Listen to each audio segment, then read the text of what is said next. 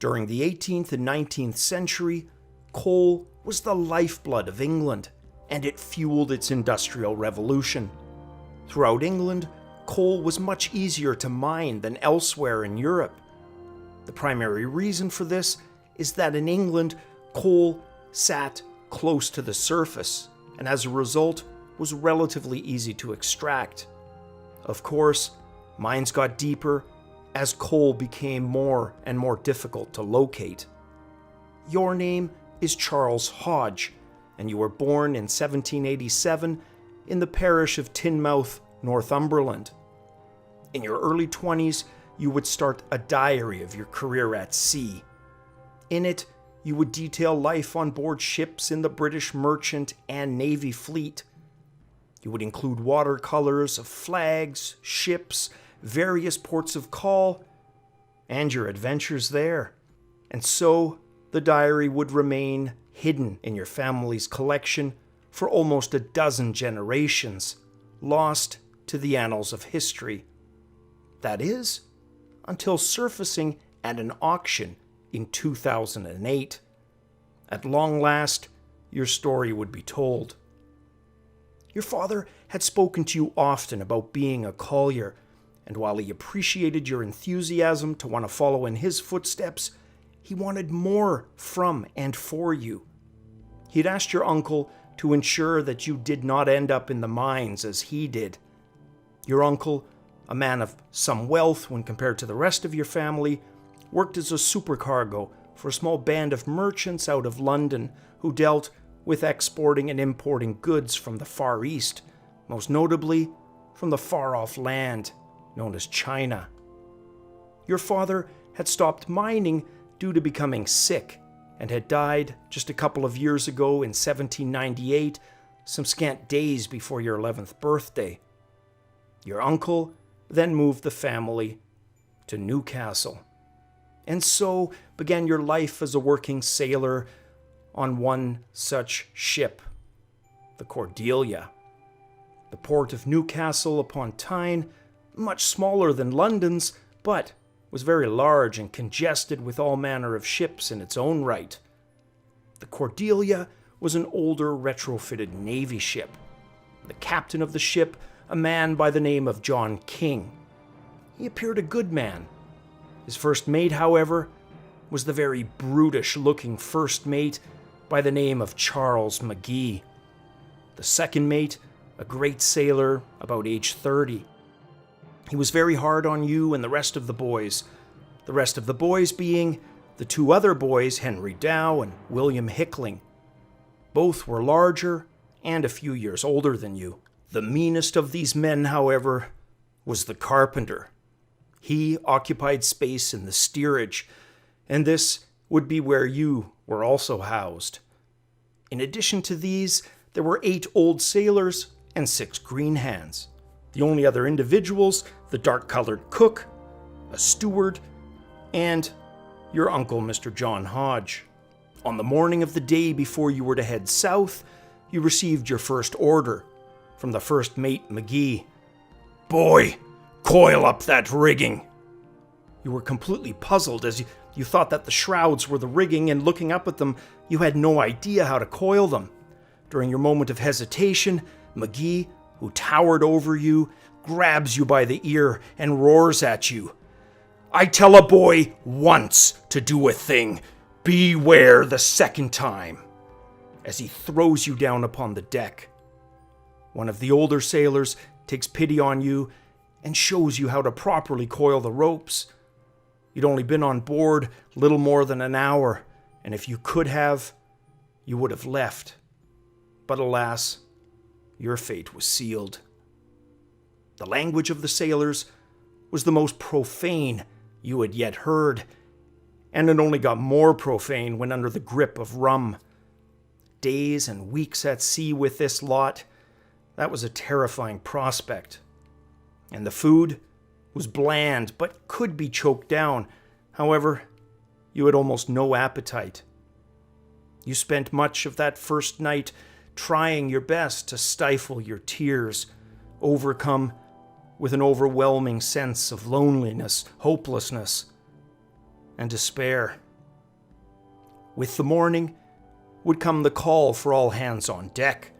You and the other two boys, each given a broom to scrub the decks and sweep the water down the scupper holes. Soon, however, you would become seasick from the motion of the ship, a dreadful feeling of constant, wavy motion, wanting everything to just stop for a few seconds, but that stop of motion never coming, instead motion, never-ending motion. The evening time is when the watches were set, half the men in the starboard and the other half in the port watch. You were in the first mate's watch.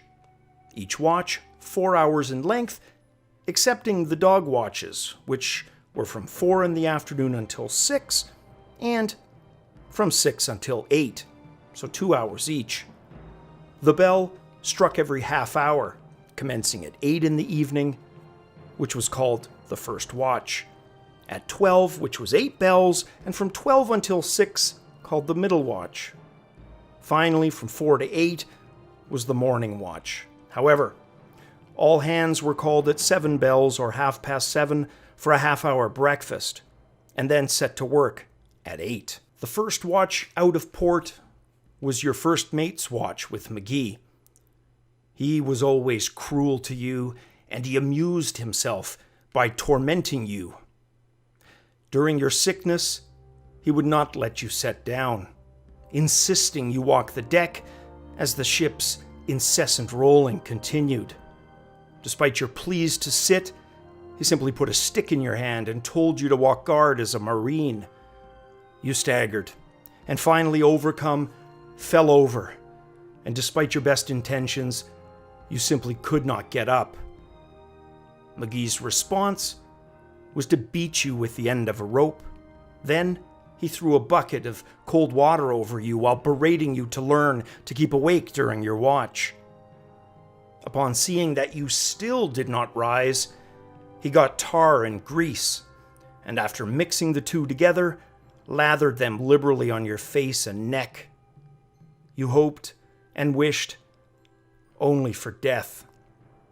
You could not wash it off with salt water, and fresh water, well, that was given to you in strict portions in your small keg, each day's portion of roughly 3 quarts, which was to be used for coffee, tea, soup, and of course to drink. The end result is the tar and grease remained on you until it would wear off. The only sympathy you got was from the older sailors, who felt it was a shame to treat you that way, but of course would verbalize none of that to McGee himself. And while you were too young for the daily rum ration of 1 gill each, you did get it on occasion from the steward, who was one of the few friends on the ship. You didn't like the taste, but instead, you gave it to the old sailors in return for teaching you to splice ropes, as well as make various kinds of knots. In addition to their colorful language, they were great for all kinds of yarns told during the few precious moments of free time on the ship. A very superstitious lot, most stories dealt with omens and portents of doom and gloom and various other sailors' laments. The mates ensured you were all kept working. One of the non-cleaning tasks for you and the other boys was to make 5-yard sennet from rope yarns. This involved braiding 5 rope yards together, which was used for the ship's rigging. During the voyage, it felt as if you'd made enough rope to circle the globe many times over. On one occasion, you won a £1 bet to climb and fix the end of the sail pole. McGee, upon hearing of your win, not only took the dollar from you and called you stupid, but gave you a severe whipping. This didn't deter you from your newfound love for climbing the ship's sails and masts, becoming more confident as the voyage continued. It also had the side benefit of developing your arm muscles, and you felt your safest climbing as long as you could hold fast onto the rope. The other boys were not treated as poorly as you. Time wore on, and when the ship had been out a little over a month, you'd gotten used to the treatment. You were called the boy, and while the old sailors were kind, the carpenter would have you wait on him for food, clean up after him, and soon you began to hate him, despise him, loathe him. One day, as your Uncle John was passing the steerage hatch and looked in to say, "Carpenter, why don't you flog that boy?" That was the first time you'd heard your uncle's voice during the journey. It provided the carpenter with what he thought was his full right to pound you even further. However, before the voyage's end, you would be strong enough to pound him. But for now, you would bide your time. Weeks passed, and your ship neared the equator to pass over. Honoring the tradition, your captain gives the crew extra grog that day. And the oldest of the sailors, a Mr. Jack Campbell, rigged himself up as Neptune. He used the rope yarns to extend his own hair and had grown his beard out for the occasion. Upon his head, he had fashioned a crown of sorts and was carrying a large trident. He had climbed over the bow-side deck for dramatic effect, dripping with wet as the father of the sea. He was there to christen those of you who had not yet crossed over the line. Each of you blindfolded and placed in a kneeling position. You were to maintain that position until you had repeated the oath. But first, he would go through his long rigmarole of sayings, among them, never to eat brown bread when you could get white, never to kiss the maid when you could kiss the mistress. The response required a hail to Neptune, after which you were doused with dirty water to the face. Complaining in response to the dirty water got you some tar thrown in for good measure. Accepting it, well, that allowed you to stand and cross the line with the crew. Your ship's first stop for resupplies and offloading was Coquimbo in Chile. This involved rounding Cape Horn and following the coastline of Chile for some 1,600 nautical miles. You arrived after having been at sea for some 3 months. Not a single sail had been seen by you since leaving Newcastle. You'd seen other living creatures, though. In the water, both dolphins and whales had been observed on multiple occasions. The most fascinating, however, were the penguins, particularly the ones on the observable beaches. They looked almost like soldiers in regiments from the ship's viewpoint. They were fantastic swimmers and could be seen swimming easily alongside the ship, even with full wind in the sails. In Coquimbo, Chile, your uncle purchased copper to fill the hold after much back and forth negotiating. The copper would be used in China to procure tea for the return trip. The governor of the region and his high officers had invited the captain and your uncle to dine with them. Word the next day was that they'd been treated well by the governor, who was in return invited on board the Cordelia. Your captain making a show of firing a salute into the ocean. The Spanish governor and his party appeared to be examining the ship and her guns and cargo hold a little too closely. And during the flow of much wine, some observations and words were heard to the effect of them wanting to seize the ship, rob its cargo and crew, and possibly turn the Cordelia into a Chilean warship. Rather than stay an extra night and risk such misadventure, the captain thought it best to leave that evening as darkness fell. The crew had filled their water casks during the day, in addition to stocking up on potatoes and other provisions. By the time daylight again met the shore, your ship was gone and well underway to its next stop. During the next few days, one of the older sailors you had befriended, an Italian by the name of Louis, fell ill. You'd asked the steward for 2 chickens, which upon receipt you gave to Louis so he could make himself a hearty soup. Unbeknownst to you, the 2 chickens the steward had selected were favorites of your uncle, and upon discovery, he let loose in a profane-laden rage, calling you the most obscene names and threatening to annihilate you from existence. After some weeks, The high peak of a mountain could be spotted in the distance. It took the greater part of the day and partially into the evening before you arrived close enough to see the dark mountains of the Sandwich Isles that a captain known as Cook had landed at some years earlier. The captain made the decision to wait until morning, at which time you caught your first glimpse of these islands. Every shade of green you had thought possible in the morning sun, with various browns and purples sprinkled throughout. Truly, the most beautiful land you had yet seen. How could this heavenly oasis in the middle of the ocean be home to those who had killed the captain known as Cook, you wondered. It was said by some that they had boiled his bones to allow them to more easily be removed and get at the tender meat.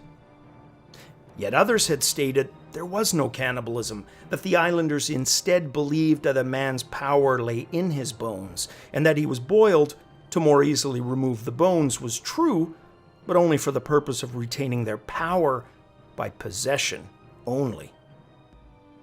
You'd been forbidden from joining the others on shore. However, the islanders would come to you. They made their way by small boats to the Cordelia, boarded, looked around, and then would dive back into the sea. Your captain, faring much better than Cook did, had one of the boats sent back to the Cordelia loaded with various yams, breadfruits, and other edible things. Scurvy, the bane of all sailors, had begun to rear its head, so the timing for fresh fruits and things was most welcome by the crew. The Italian sailor Louis, in a gesture of repayment, had some canvas fashioned into a pair of shoes, which, given the only ones you had were all but hanging by a thread with your now much grown feet flopping out everywhere, was most welcome. And your uncle, in a rare show of kindness, invited you for an afternoon trip to the shore, where you were soon surrounded by the natives. Your uncle, perhaps out of guilt, even managed to string together some kind words that almost formed a complete sentence. They all seemed to be staring at you, which made sense given you were still the smallest of the strange white men visiting their island. You were led to a slightly more elaborate hut with a rather high 10-foot entrance. Your uncle whispers to you, "On your best behavior, boy. This is the king, the ruler of these islands." As you entered, you saw the king sitting in all his glory atop what was clearly furniture from a forgotten shipwreck or two.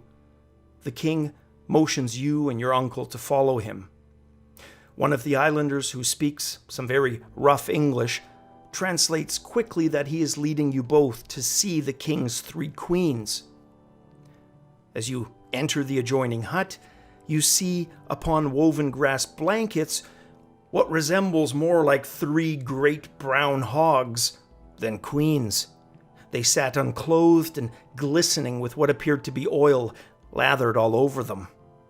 After some unintelligible words from the king, your uncle again leans in close and whispers, "Kiss them, boy, now, and be quick about it, or expect a flogging upon our return to the ship." Rather than risk a flogging, you kiss each of the queens upon their large, oily cheeks. You're then served what you deem the most delicious thing you have had to that point ever eaten, a fruit by the name of banana. Everything after that tasted bland, and you would remember its taste until your last days. After some unsuccessful negotiations, your ship again leaves for China. And roughly 4 to 5 weeks later, your ship is approaching the shores of a country you had heard so much of on this voyage, and a place that had taken you so many months to arrive at.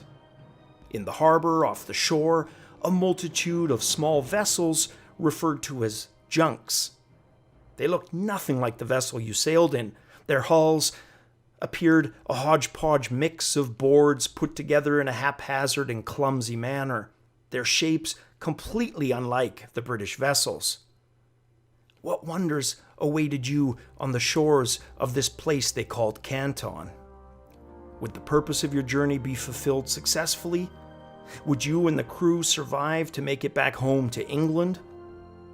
As the sun fades over Canton for the evening, so does the first part of this tale. The Cordelia sailed towards where a great river emptied into the Yellow Sea. It was there that Canton was said to be located. A pilot ship had pulled up alongside the Cordelia, and the man who was also to be your crew's translator climbed aboard. You are met with a great and funny sight. He was not much taller than you and had a clean-shaven head with a braid of hair at the back tied tightly and so long that it almost touched his lower back. He spoke a bit of broken English and what sounded like Portuguese, Dutch, and French all mixed up into one language. Not that you'd spoken any of those three, but the sailors on board did tend to save the best profanity for their foreign tongues, and after months at sea with them, you've become familiar with how each of those languages sounded. The area was still filled with these Chinese ships called junks. You notice an odd similarity between all the vessels, an eye painted on the bow of all the ships, and you ask your interpreter about them. The interpreter replied, "How can boat see without eye?" As you sail up the Yellow River, you observe the land is not very high on either side. There are also many small islands in the mouth that all looked rather curious. Where it narrowed into the river proper, you saw two large fortifications on either side. They had cannons atop the ramparts, but did not seem to be built with any actual function in mind. You imagine to yourself that they could be destroyed quite easily by an armed ship shot and shells.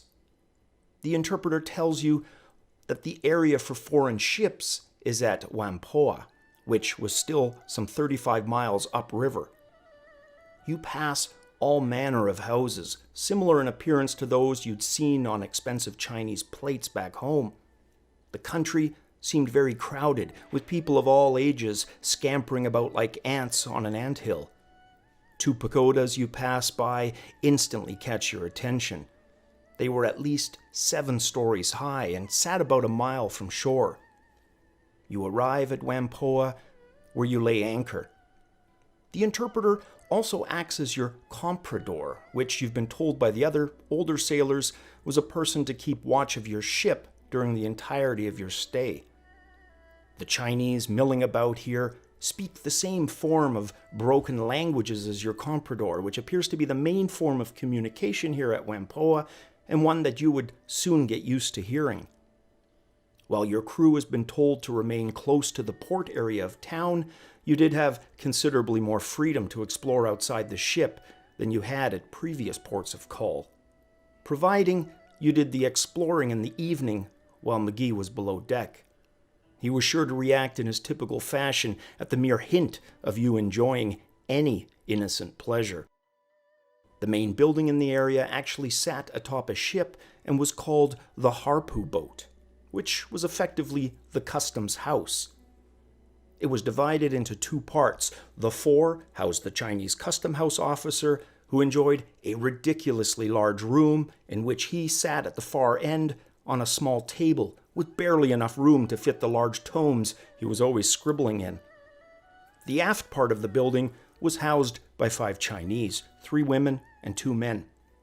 They were extremely friendly, and you would form a close acquaintance with them, even picking up the ability to count in Chinese and hold court with the sailors on your ship with what you had been told were 5 of the most terribly profane words in their language.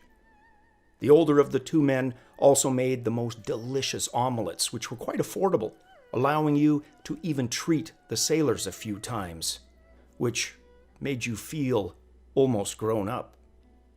Along with the custom boat, dozens of other boats lined the banks, filled with Chinese families living on board, many of the families providing services to the visiting foreigners, such as washing, barbers, fishmongers, and even baking were all available. Children of all ages also milled about on the boats, and to your surprise, had peculiar life preservers made of a type of balsa wood fastened to their back. so when they would fall into the water, which happened frequently, they could again be easily plucked out by their caregivers. On the 5th day, you were told it would be your turn to sit in the longboat for the 7-mile trip to Canton. The longboat had been strapped with iron ring bolts to the deck on the middle of the ship. You were to row with 4 others beside you, and your first efforts with the oar were futile, until corrected by Captain King himself. "Like the other boy, place your oar in the water like so, but feather edge it, and keep time with the others." You were nothing if not determined and ambitious, and after a few minutes got the hang of it. After the 7 miles, though, you were very tired and your hands quite sore. Given this was the first time you had ever used an oar, though, you felt a sense of pride and accomplishment. As with the area surrounding your ship, this area of the river was also lined with boats filled with families, only much, much denser.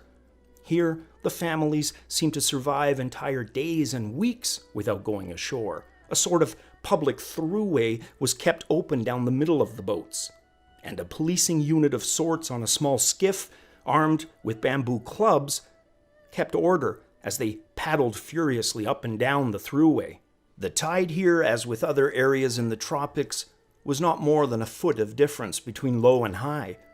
The main area for foreigners to land here was a large open square, fenced in on 2 sides with large factory buildings that they called hongs on either side. The hongs were about 50 feet wide in front and several hundred feet from front to back, and generally about 3 stories high, with the bottom floors being factories and shops, and the top level for families. You elected to accompany the crew into Canton most days. Aside from becoming an adept oarsman, it also provided you with ample time to explore the streets while the crew negotiated and exchanged inventory. In the stores that lined the area were all manner of silks, china sets, carved ivory, and exquisite shellwork of all kinds. You were endlessly fascinated at seeing things you'd never seen before, almost everywhere you looked. You found it strange, though, that there were so few drinking establishments compared to other ports you had called in Europe, at the start of your journey, and in the South Americas. The preference here seemed to be the use of opium. It was a strange sight to behold, watching the locals smoke it. The pipe they used, made from bamboo, was roughly the size of a traditional long pipe, open on one end with a division cleft in the other. Next to this division was fastened a small bowl made of metal, roughly the size of a large cherry stone.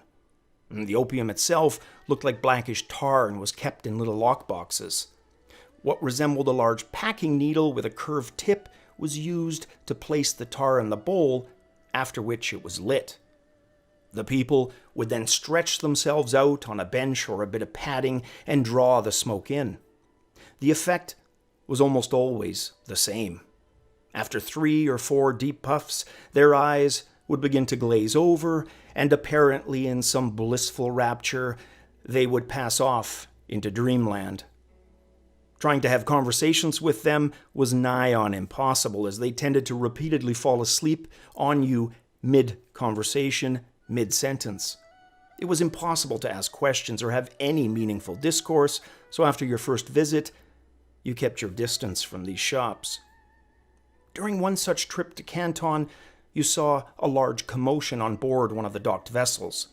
A Chinese laborer on board the vessel had accidentally fallen into the hold of the ship at an awkward angle, and he was killed instantly upon landing below.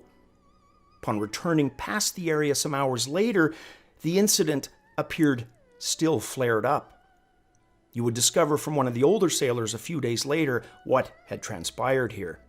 Apparently, there was an old Chinese law that stated if a Chinese was to die while in foreign service, then the foreign service was to give up one of their men's lives in return. The captain, knowing full well that the English had abolished this law some years earlier, steadfastly refused. However, eventually, to have the commotion die down, he did agree to have a man enter the city to explain the matter to the high officials, and that they would agree to pay a tributary amount instead.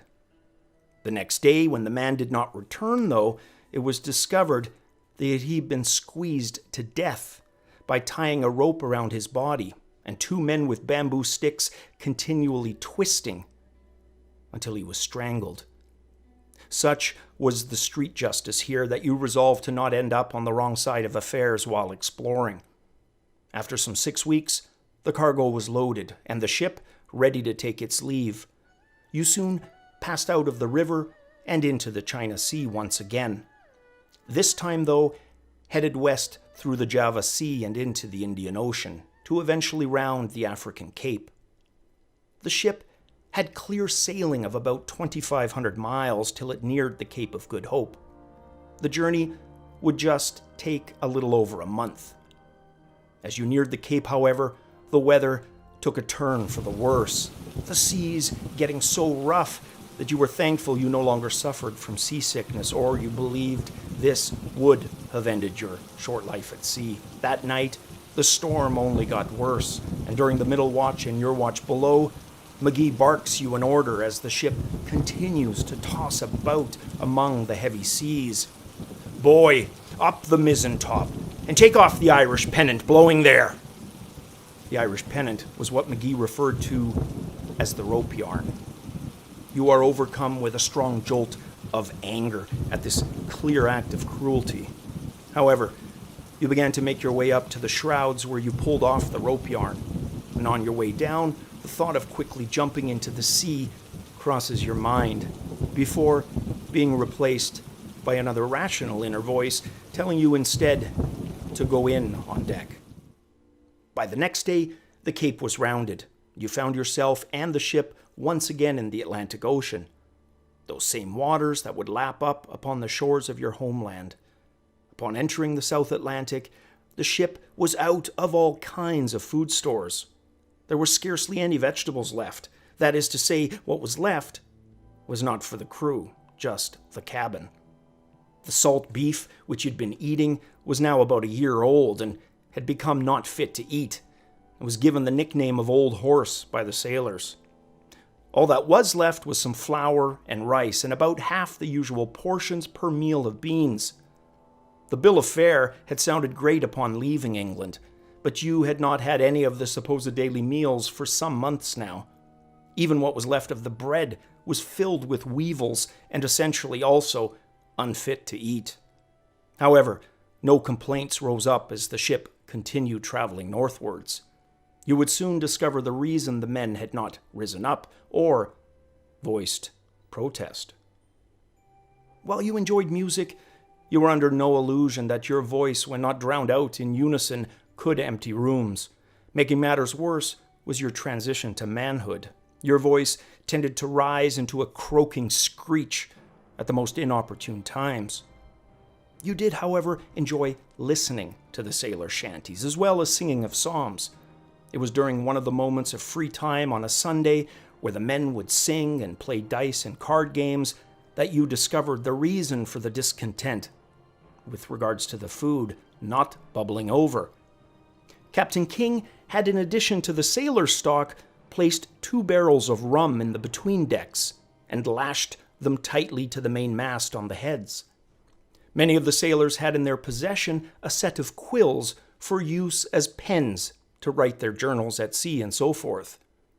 One of the middle-aged sailors, a man by the name of Braddock Black, had been a prisoner in the famous Dartmoor prison back in England. One of the skills that Braddock had picked up was the ability to use said quill to create additional drinking opportunities. He taught a few of his trusted fellow sailors how to suck the rum out of the barrel via a gimlet hole in the head of the barrel. While the men were each provided a half of a gill every day, they had no objections to a clandestine increase of those portions. The men, careful to not arouse suspicion with obvious intoxication, spaced out their additional self-assigned allotments. Despite their best attempt at diligent scheduling of said activity, though, the nature of many men being what it is and leaning towards debauchery, soon 1 quill was not enough. and a second was attached to the first, then a third, and a fourth, and so on, until the barrels were mostly dry. Having now made the decision to keep their routine going, they moved on to the wine casks, and soon the second mate's own cherry rum cask.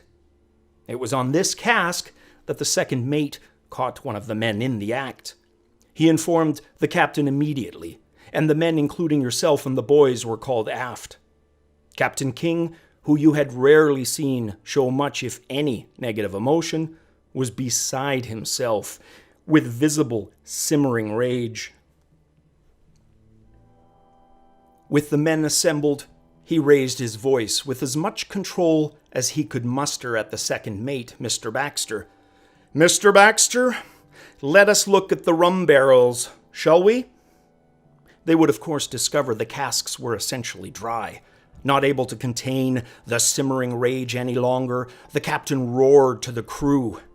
"I sent to Newcastle to get a steady set of men, but if I had raked hell with a fine-tooth comb, I could have got a bigger set of damned rascals." The effect of this would be the discontinuance immediately of the crew's daily drink, of which you were known to have played no part. The captain's anger, though, would pass slowly, and within 2 weeks the ship crossed the line. Within another few weeks, you were back in the North Sea and unloading in Newcastle. The captain had withheld the sailors' pay until every last bit of cargo was offloaded. You would learn this strategy was to ensure the crew worked until the moment they were no longer needed. Early pay came with the real risk of the men disappearing when at port. This would serve you well in later years, when you would captain your own merchant ships. When the day for pay came, the men were told to assemble and line up in the counting room. Your stomach sank and was quickly replaced with the feeling of betrayal at discovering that your name was absent on the ledger. When your uncle had signed you to the ship, apparently it was done without wages put down. Despite this discovery, you joined the line with the rest of the men. Sitting at the end of the line at a desk was a Mr. James Perkins, who was senior partner and an associate of your uncle's. When your turn came, you asked for your wages, to which Mr. James Perkins replied, "There are no wages due you, boy." You replied that you were not given the wages during the journey, to which he curtly responded, "There is nothing due you, boy." You were furious. Leaving the line, you were determined to receive justice in the form of wages you felt were your due. Finding Captain King walking near his quarters, you approached and asked if you had not earned the wages as well as the other boys. The captain replied that you most certainly have, and was surprised to hear that Mr. Perkins had objected to paying you the same as the other boys. He asked you to return in an hour back to the line and left to speak to Mr. Perkins. Sneaking stealthily behind the captain, but staying just around the corner, you heard him tell Mr. Perkins that you were the smartest of the three boys and did as much work and should therefore receive the same pay as the other boys. When it came to your turn in line again, you were given your £17 for the voyage.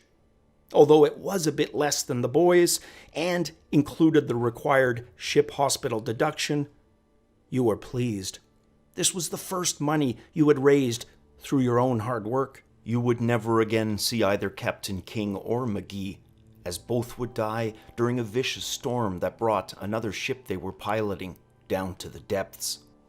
Although you had formed a friendship with the two fellow boys, only Hickling would stay a sailor, rising eventually to the position of second mate in future years, but you would only continue to see him sporadically at the port in Newcastle.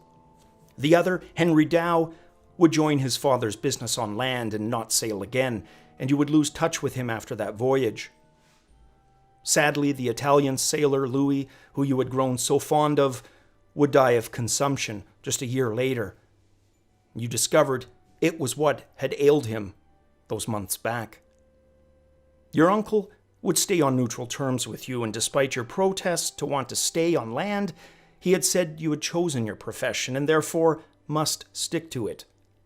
He would sign you up with another crew, and you would not sail with him again. and he would also pass away during your Navy years. For the first time in your short life, you have not only had access to resources, you were in possession of income that you directly earned through your own efforts, and it was a feeling like no other. Your cousin, Mr. John Hodge the Jr., he'd always been much kinder to you than his father, your uncle. Despite being your uncle's legal ward, you've not had much interaction with him since the trade voyage to China. The last occasion, a meeting between yourself, your cousin, and he, in which your cousin offered to let you a room, which you happily accepted, and the independence that would go along with it. Just after your 14th birthday, you'd receive word that your next voyage would once again take you into Canton. This time, however, the trip would be made on board the more modern Suffolk. While she was about the same size as the Cordelia, she was clearly the finer of the two vessels in almost every conceivable way, sleeker, faster, and with a much larger cargo hold. You also fared much better during this second voyage, as you not only had your sea legs, but you were a much more experienced and capable sailor. The ship captained by a Mr. Richard Uren.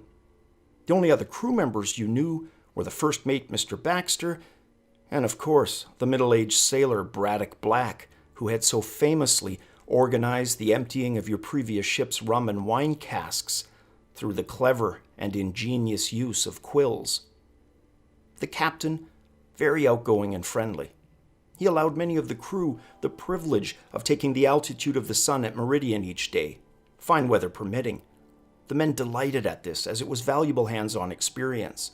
There was even a trickle-down effect of this kindness, as the men who would show up on time armed with journals and quadrants were only too happy to have you sit in and watch the goings-on. By journey's end, you'd be well versed in this important aspect of ship navigation. The Suffolk managed the trip to Canton in a good passage of some 135 days. Unlike the first trip, you were now the sailor with Canton experience, for only Mr. Baxter and the captain of the crew had been there previously. You were also of the force selected by Mr. Baxter to crew the jolly boat into Canton, and you were even named after Oarsman. You felt particularly proud of this, as the after Oarsman was considered the director of the boat. While many things had certainly changed for the better, your singing voice was not among them. Although you now knew many of the shanties and psalms, your first few attempts at joining in resulted in the rest of the men suddenly singing louder while simultaneously edging away from you. Clearly an indication that your voice was sadly still not up to the task. It was on your return passage that you would truly feel the sailor. Mr. Black had procured some cakes of India ink while in Canton. You'd often noticed the ink markings on the hands and arms of sailors, but you've never seen the operation for putting them there. This was yet another example of Mr. Black's education in Dartmouth Prison, and he certainly seemed a master of the art. He used 3 common sewing needles fastened around a pointed stick with the points spaced slightly apart. On a small saucer to the side, he would mix a little of the ink from the cake with some water. He'd then dip the needles into the saucer and commence with pricking the skin after raising it but a little. The objective, to go deep enough to not let it bleed profusely, but still make the ink permanent. After a few days, you worked up the nerve to ask Mr. Black for your own set. Soon, you had letters, anchors, and hearts at various points on your hands and arms.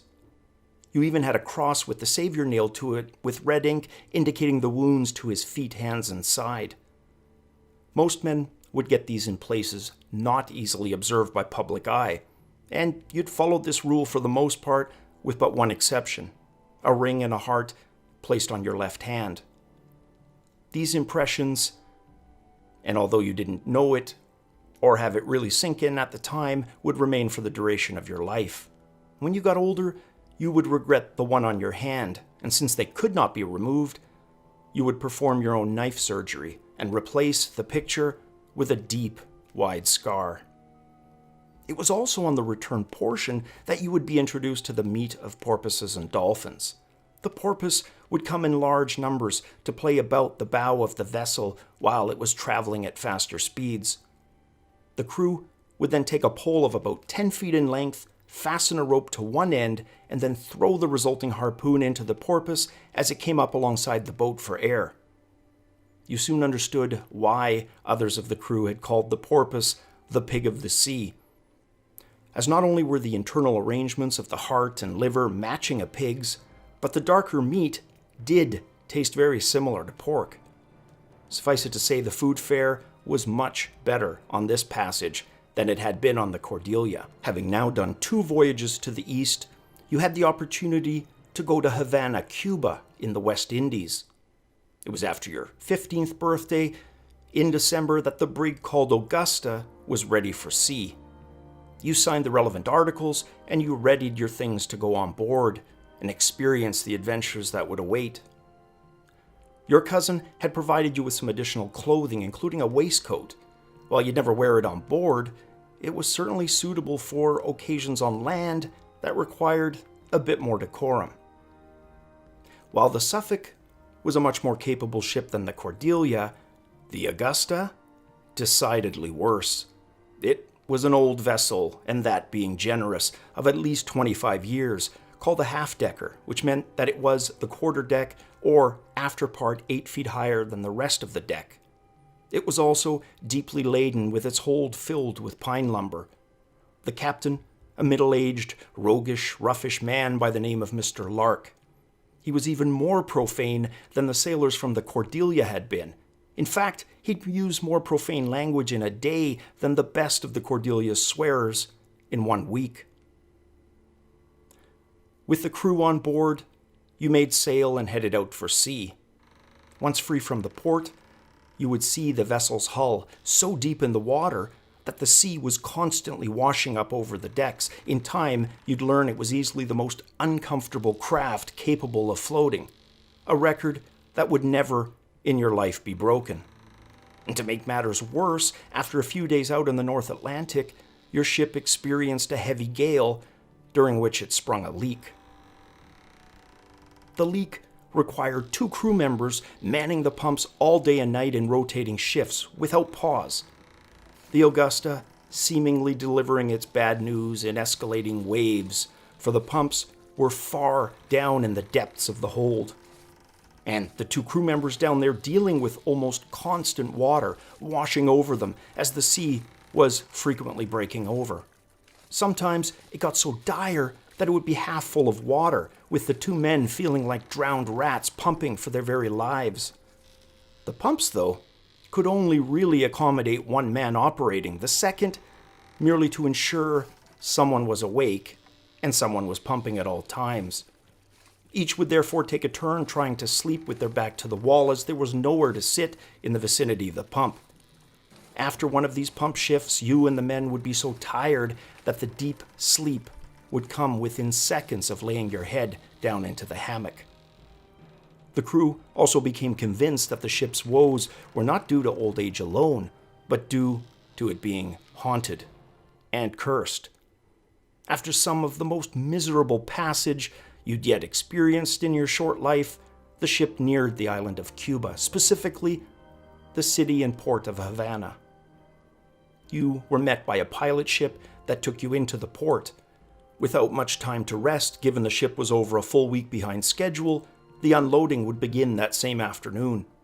You had thought no work could be more awful than when it was your turn for hours at the pump, but the offloading of the timber, absolutely worse. The task of getting the lumber into the hold must have been difficult, as getting the timber back out was nigh on impossible. Hour upon hour of slogging the lumber out of the hold, piling it into the water where it was made into large rafts, and then finally with the jolly towing it into the lumber yard of the purchaser, which was easily a half-mile further up the port. Compounding the unpleasantness was the hot tropical sun, which seared its way into your skin. That evening, with a few days' work left, 3 of the crew had run away into the city of Havana or beyond. This only made the remaining work that much more tedious for you and those left behind. On the second day, after about an hour, you'd stopped offloading when one of the sailors, a Dutchman by the name of Piet, motions you over to the main hold, and he tries his best to convince you that there were unnatural things at work down in the depths below. Listen to that sound, and you tell me that it's not a ghost. I tell you that ship is cursed, and it will not make it back safe. Sure enough, as you lean in, you heard what sounded like a being in great distress. As you listened, one of the two ship's cats milled about you both, purring for attention, which Pete, of course, saw as yet another sign of the supernatural cavorting in the hold. After Pete left, you thought of perhaps summoning the first mate over, but after listening more carefully, you satisfied yourself that the noise was in fact the cook, sleeping somewhere below in the hold on top of the casks. He was known to snore tremendously with a strong vibrato, which, when next to the empty casks, no doubt produced the unearthly sounds. You returned to Pete to tell him you believed it was the cook, but he was having none of it, and he could not be convinced. The next night, he also ran away. The prospect of finishing the offloading and then facing a return passage, manning the pump with what little crew was left, made your heart sink, and you resolved, after much deliberation, to leave the ship and find passage back home elsewhere. You packed your things as stealthily as you could and snuck off after dusk fell. You made your way to one of the taverns where you purchased a soup. You were so tired, though, you don't remember dozing off. What you do remember? In the next instant, being awakened by a forceful hand on your shoulder and your gaze meeting the captain's, who was accompanied by two Spanish soldiers. You were taken prisoner by them and dumped into the Spanish prison, which was a place that even decades later the mere thought of would send shivers up your spine. It was located under the Spanish Captain General's palace. It was the only place in Havana to put all the different kinds of criminals, in addition to those who were crazy. The prison filled with young and old, black and white alike. The only light coming from what they called the courtyard. In reality, it was a 3-by-3-yard square with the palace walls extending up at least 50 feet on either side before finally meeting daylight. You were kept in that awful place at least 4 days. There were several black prisoners whom the other prisoners referred to as alcaldes, which you would find out later meant mayors. They carried big clubs affixed with a lash of green hide at the end, and it sickened you to your stomach to see how they would lash anyone who did not do just as they ordered them, and frequently the lash would come before the word was even uttered. After those days, you were placed higher up in the general population, where you were told you were to receive a visitor. Your luck would finally turn out to save the day, as the British and Spanish crowns had signed the Treaty of Amiens the previous year in 1802, and it provided a truce in hostilities between the naval powers. In April of 1803, the treaty would still be active, but under intense diplomatic pressure and fraying at its very seams. The general and first consul of France, Napoleon, had taken some controversial actions involving Switzerland and the French West Indies colony of Saint-Domingue. In response, discussions were going on throughout the empires. The English governor of the Bahamas, John Halkett, and his delegation in Havana to meet with Cuba's Captain General and Governor Salvador Jose de Muro. Generally, the Spanish didn't recognize or acknowledge consuls in any of their colonies, but the situation becoming dire, they made exceptions. On the 5th day of your imprisonment, you're brought from your cell to meet with a representative of the British delegation, or so you thought. It turned out that while he had accompanied them, he was in fact from the British Navy's impressment service, and he introduced himself as Mr. Tease. "It would seem, young sir, that you've gotten yourself into quite the predicament. A predicament for which we have a possible solution. Alas, it is a bit of a long shot, but we could transfer yourself into His Majesty's Navy. It would not be easy, but I could perhaps make the necessary arrangements, as there are those who owe me a few favors." You were perhaps naive on the eve of your first passage east, but with 2 trips around the globe under your belt and access to some of the oldest, saltiest, and wisest sailors known, your naivety with regards to impressment and the gangs who worked on its behalf mercifully absent. You'd heard of their exploits and the legal power by which they could just pluck men out of the merchant navy legally and seemingly at will. You were determined to not be on the Augusta's return passage for what you felt was a certain death sentence, nor did you want to stay in this hellhole any longer. How bad could the Navy be? Plus, Great Britain was at peace with the other major powers thanks to the treaty. You decide to play along, under the faint hope that your act could benefit you later and perhaps result in some leniency. After 2 more days, you receive word that you are to return with the delegation as a working crew member en route to the Bahamas, where you would transfer to one of the British Navy ships at port there. Mr. Tees, the Navy representative, had kept a close eye on you for the rest of your stay in Havana. You were taken to a large warehouse that was filled with hammocks across one of its walls and teeming with men from all stations of life, but mostly those with little to no social affluence or prestige. And if you'd been naive about your fate then, well, 5 minutes among the denizens here would have set you straight, and quickly. Many of them petty criminals, and they knew full well what awaited them in Nassau and then Port Royal, Jamaica.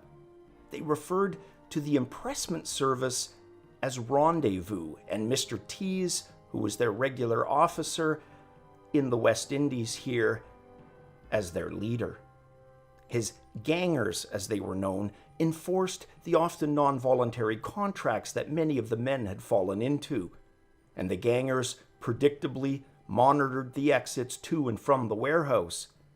They were not above using violence to ensure the men who'd been press-ganged remained there. Many of the men here were volunteers, but the only way you could tell was by how the gangers treated these men versus the impressed, and where in the warehouse they were stationed. You would find out in time how much more appreciated those who volunteered were. They tended to make the best crewmen, and the reason the expression, better 1 volunteer than 3 pressed men, was so on point. You had discovered the full schedule of what was to become of you and the rest of the men. The ship in Nassau was apparently a brig that would transport you all to Port Royal, and it was here you were told that the British Navy had its West Indies squadron. Your discussion with the men upon hearing of your merchant seaman experience was such that they felt you would likely slot in as an ordinary seaman rather than a landsman. Your trip to Nassau, though, would not afford you much opportunity to showcase your acquired skills. Early on the next day, and with the West Indies sun already beginning to burn through you and the men, you were led to the dock, which you discovered was but a short distance from the warehouse you'd been stored in. You arrived just after 6 p.m. the previous day, and with the days being shorter here, could not make out much of the ships or the docks themselves. But now, in full daylight, you could see the sight with your own eyes. She was an older John Company ship by the name of Kuvera, which was the Hindu god of wealth. The Royal Navy apparently chartering her as a 56-gun, fourth-rate transport and troop ship. She was certainly a more comfortable ship than the merchant ones you'd sailed on previously. Her merchant captain, John Lowe, like you, a veteran of multiple passages to China and India, only considerably more. The ship left Havana for Nassau later that morning, and with an average of about 12 knots, maintained the 400 nautical miles in roughly a day and a half. The harbor entrances were located on either side of what they called Hog Island, itself just north of Nassau, and requiring a bit of maneuvering to pass through, taking easily the better part of 3 hours to accomplish. As you rounded Hog Island, a few of the men pointed out the ship that would take you to Port Royal. While you didn't know it yet, it would be your home for some years to come. Her name, the HMS Hercule, a 74-gun, third-rate ship of the line.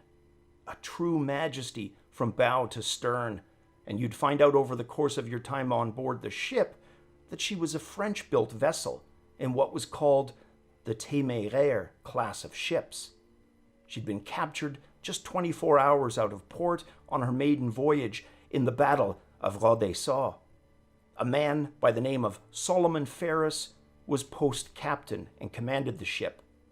He had at one time been court-martialed, or so the rumors say, for the loss of another ship, the HMS Hannibal, but he'd been acquitted and had his sword returned to him with the wording that should he unsheath it again, it would be for use with the same gallantry he'd displayed in defending the Hannibal. He himself taking the Hercule to Port Royal, where he would start his commission as senior officer. The ship would leave the same day as the transfer took place in, and by afternoon the ship was making its way out of Nassau and out into the open waters that would lead to Port Royal.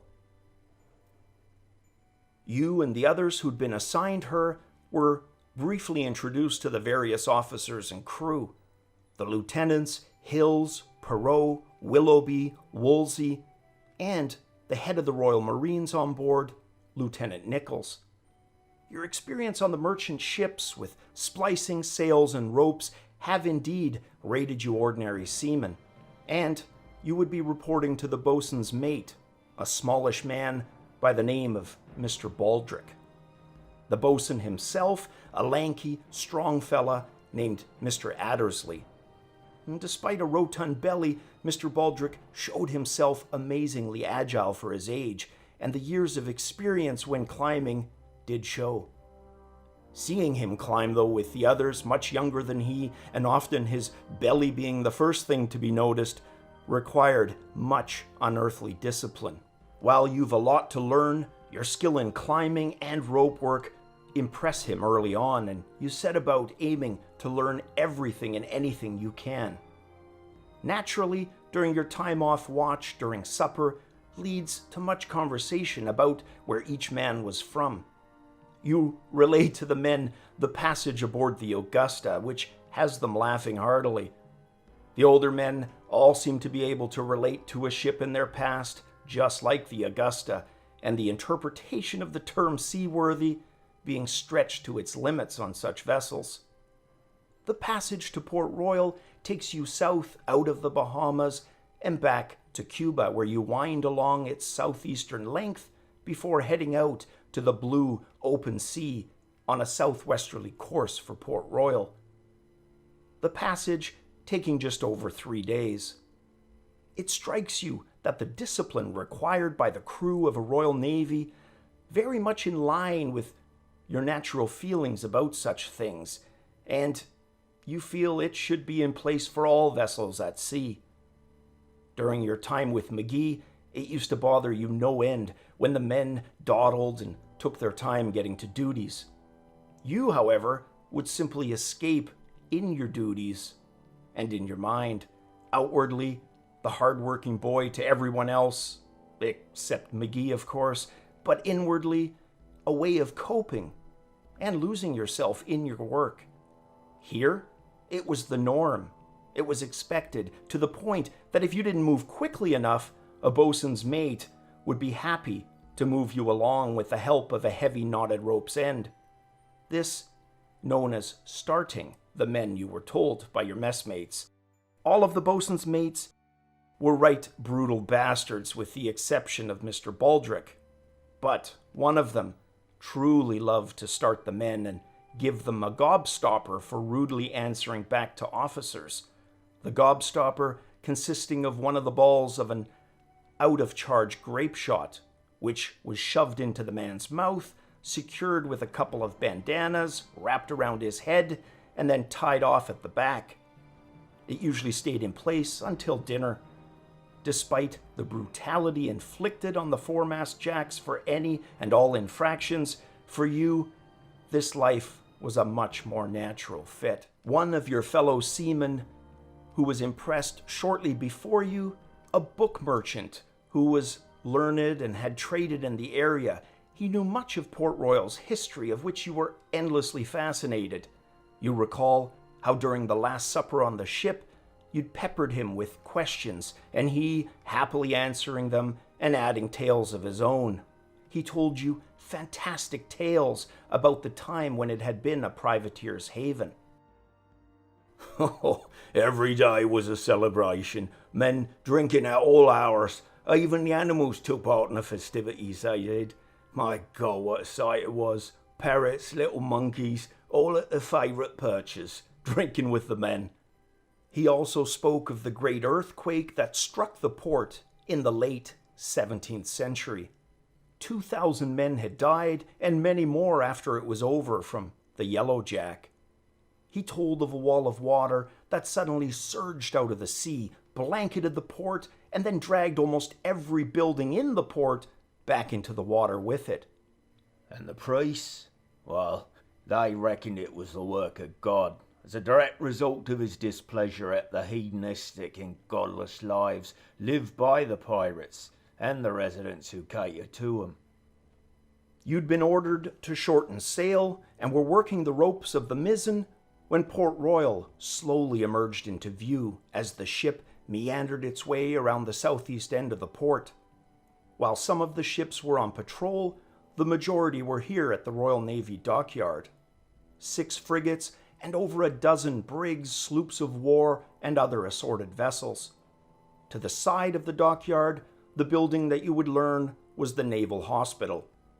There was a lot of new construction activity going on everywhere, and provided an answer as to why so many inquiries were made about sailors with woodworking and carpentry experience. By the end of the month of February, you were growing accustomed to your life on the ship. Sleep during multi-day exercise drills in the waters off Port Royal came in but 4-hour stretches. Each man would alternate between 2 hammocks to sleep in as well, washing one while the other was in use. As with all that you touched on the ship, though, there was an odd fascination of requiring everything to be washed. Urine collected in buckets by the seamen's toilets in the bow, several of which would then be placed in a tub, and a man, usually a landsman or seaman serving punishment, then stomped the hammocks or clothing inside with his feet. They were then eventually dried. Strange and eccentric to you, though, was the requirement of having to bathe as frequently as once per week. You and the men certain that this leaching the body of its natural oils served no good. Before each 4 hours of sleep, the ritual was the same. First, the hammock was collected from the storage nets on the upper deck. Then it was hung by first removing the iron rings that held the roll tight, and the entire process, 15 minutes before each sleep shift, would be done in reverse, and the hammocks returned back to the nets that stored them. You learned to get the deepest sleep possible during watch and watch shifts.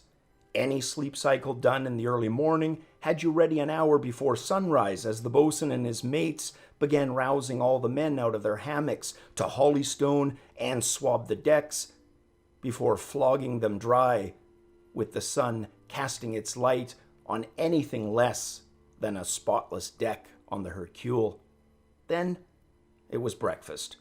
Then whatever other duties the day would begin with, as with all the men keeping an ear open for the fifer to begin playing Nancy Dawson, because you all knew that the grog was being mixed and about to be issued.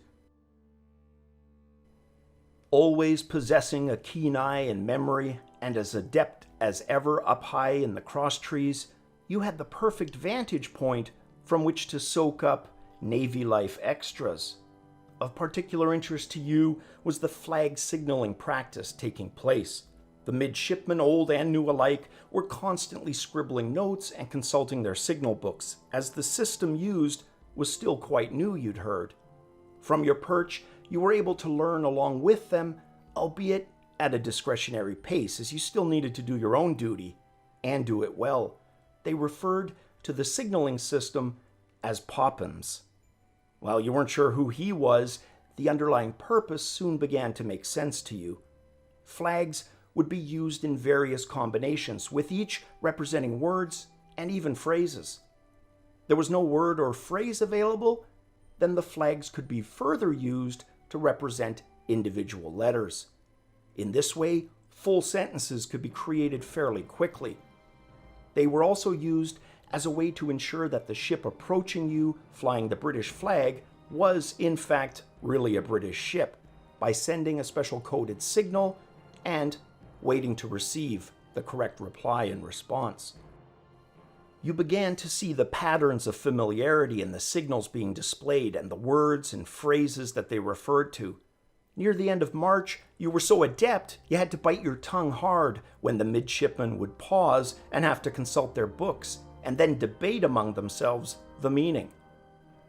Food on board the Hercule, also better than anything you tried outside of your hometown or Canton. Beef, served twice on Tuesdays and Saturdays. Pork, twice Sundays and Thursdays. Daily, biscuit, which alternated with peas and oatmeal every other day. Then, of course, the beer, at a gallon per day. You found, though, too much and your balance was impacted when climbing. You developed a strong friendship with many of the other mizzen topsmen, one of them a lad named Eric, who's a year your junior. He's from London, and his life had been exceedingly hard, but you find much in common with him, as like you, he's a quick study and hard-working.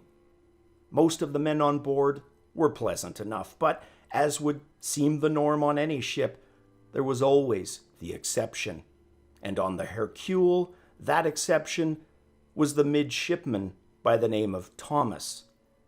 He had a wickedly mischievous disposition whose sole delight was to insult the feelings of seamen and furnish pretexts to get them punished. He was a youth of not more than 12 or 13 years of age. You'd often see him get on the carriage of a gun, call a man to him for the slightest of infractions, and then kick him about the thighs and body with his feet, beating him about the head, and, though prime seamen, them daring not to murmur for fear of retribution. Throughout the last months since your arrival, tensions have been felt involving the stability of the treaty with the French. Lots of murmurings and discussions taking place. Additional ships as well, including those of the line, have arrived at Port Royal. In the last week of May, while on one of the exercise passages, Captain Ferris fell ill. And by the second day, he'd gotten worse and was transferred from the physician's care to the hospital. But he would die that same evening. He was given, as accorded by the Navy, a proper send-off. And while you had no real close proximity to the captain, he was a man no one on the ship spoke ill of, despite the rumors of his history, and certainly did not speak ill of after his passing. Lieutenant Hills assumed acting command. By the middle of June, the men told that war with France has resumed, thanks to Boney's treachery in Switzerland and his sending of an expedition to Saint-Domingue. Unbeknownst to you at the time, preparations were already being made for the Hercule to act as one of the 3 ships of the line for a large British convoy that was to patrol the waters near the 2 principal northern French ports on Saint-Domingue, the ports of St. Nicholas and Francis. On the 18th of June, 2 squadrons sent to enact a blockade of the aforementioned ports. Your ship, the HMS Hercule, still under the acting command of Lieutenant John Hills, was part of the 1st Squadron, along with 2 other 74-gun ships of the line, the HMS Cumberland, under Captain Henry Bainton, the HMS Goliath, under Captain Charles Brisbane, your squadron heading towards St. Nicholas in the west. And what a sight it was to behold. You'd seen ships, many ships in your history, many ships docked at foreign and ports close to home alike, but nothing could prepare you for this sight. 50 ships in a massive line stretching as far to either side, fore and back, that you can see. The second squadron was also being led by 3 74 gunships of the line, the HMS Bellefonds, commanded by Commodore John Loring, the HMS Elephant, under Captain George Dundas, and the Thesis, under Captain John Bligh. The HMS Vanguard, under Captain James Walker, trailed those other 3, and accompanying both squadrons, multiple smaller rate vessels. The French had apparently sent their general named Leclerc to curtail the separatists in Saint-Domingue. They were being led by an escaped slave, a general named Toussaint Louverture. The tension among you and your fellow seamen, obvious. Despite the confidence of leadership, the reality has dawned on most of the men that they may have to engage in fighting, and what remained of a man cleaved in twain by cannon shot or riddled with wood splinters was not a pleasant sight. Aside from the noticeable tension, the seas and the weather itself, though, were calm, and no enemies had been spotted thus far on the patrol. During your watch, in the early hours of June 28th, events would take a sharp turn. Lookouts on your ship spotted 2 unidentified sails inshore. Your 3 74 gunners leave the convoy to investigate, with your ship, the Hercule, in lead on the formation. A few minutes before 8, the 2 ships are identified as a French frigate and corvette. After the boatswain's word to be passed is piped, Lieutenant Willoughby, who was also signaling officer, then gives the order for the other ships to receive the signal that French ships have been spotted. The flag for France, however, becomes stuck on the main mast. Efforts by those below to free it result only in the flag beginning to tear. The order's then given for one of the main topsmen to free it manually, and he climbs the main mast and begins to attempt to clear it by tugging gently at first and then more vigorously before the terrible happens. On one such strong tug, he loses his grip and falls, striking his head on a beam, causing it to snap unnaturally to the side, and with a sickening bone-splitting sound, before falling to the deck below with a dull thud. You'd instinctively tried to reach out in response, to aid, but given your distance, could not have hoped to stop his momentum. You do, however, continue to swing the beam you are on to the main, and as you draw closer, you see the obstacle catching the signal flag rope is a splinter bulge off of the main beam attachments. Without hesitation, you twist it free, and the men below are able to hoist it into place. You realize on your way down that you'd acted purely on adrenaline, and now were beginning to comprehend what had just happened. Many of the men still shocked at seeing one of their own lifeless and losing blood at an alarming rate. 2 of the men quickly moved to pick him out of the way, with one slipping in the blood and falling beside him before regaining his balance and hauling their fallen comrade away. Your ship then hoists its colors, which in turn prompts the ship you would find out later was called Pursuivant to hoist her French colors. It would seem that battle was now about to be initiated.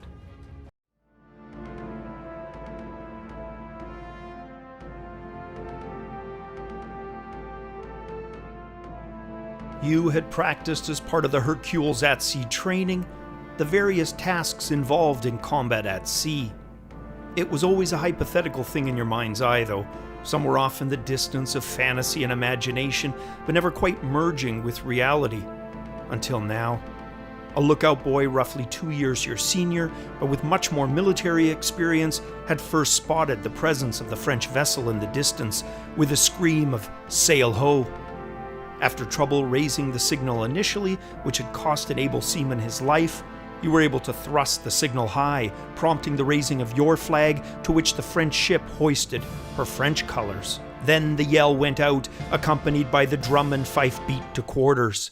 All hands, clear the ship for action. Ahoy!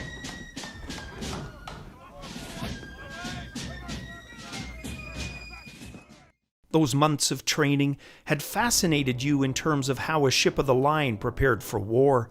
Bulkheads were knocked away, guns were released from their confinement, cannons placed into position, all the dread instruments of battle brought forth and readied. This included the guns which were shotted with additional matches lit for. Those boys with you in the masts and rigging who were a year or more younger than you were scrambling down to fulfill their roles during battle, that of powder monkeys.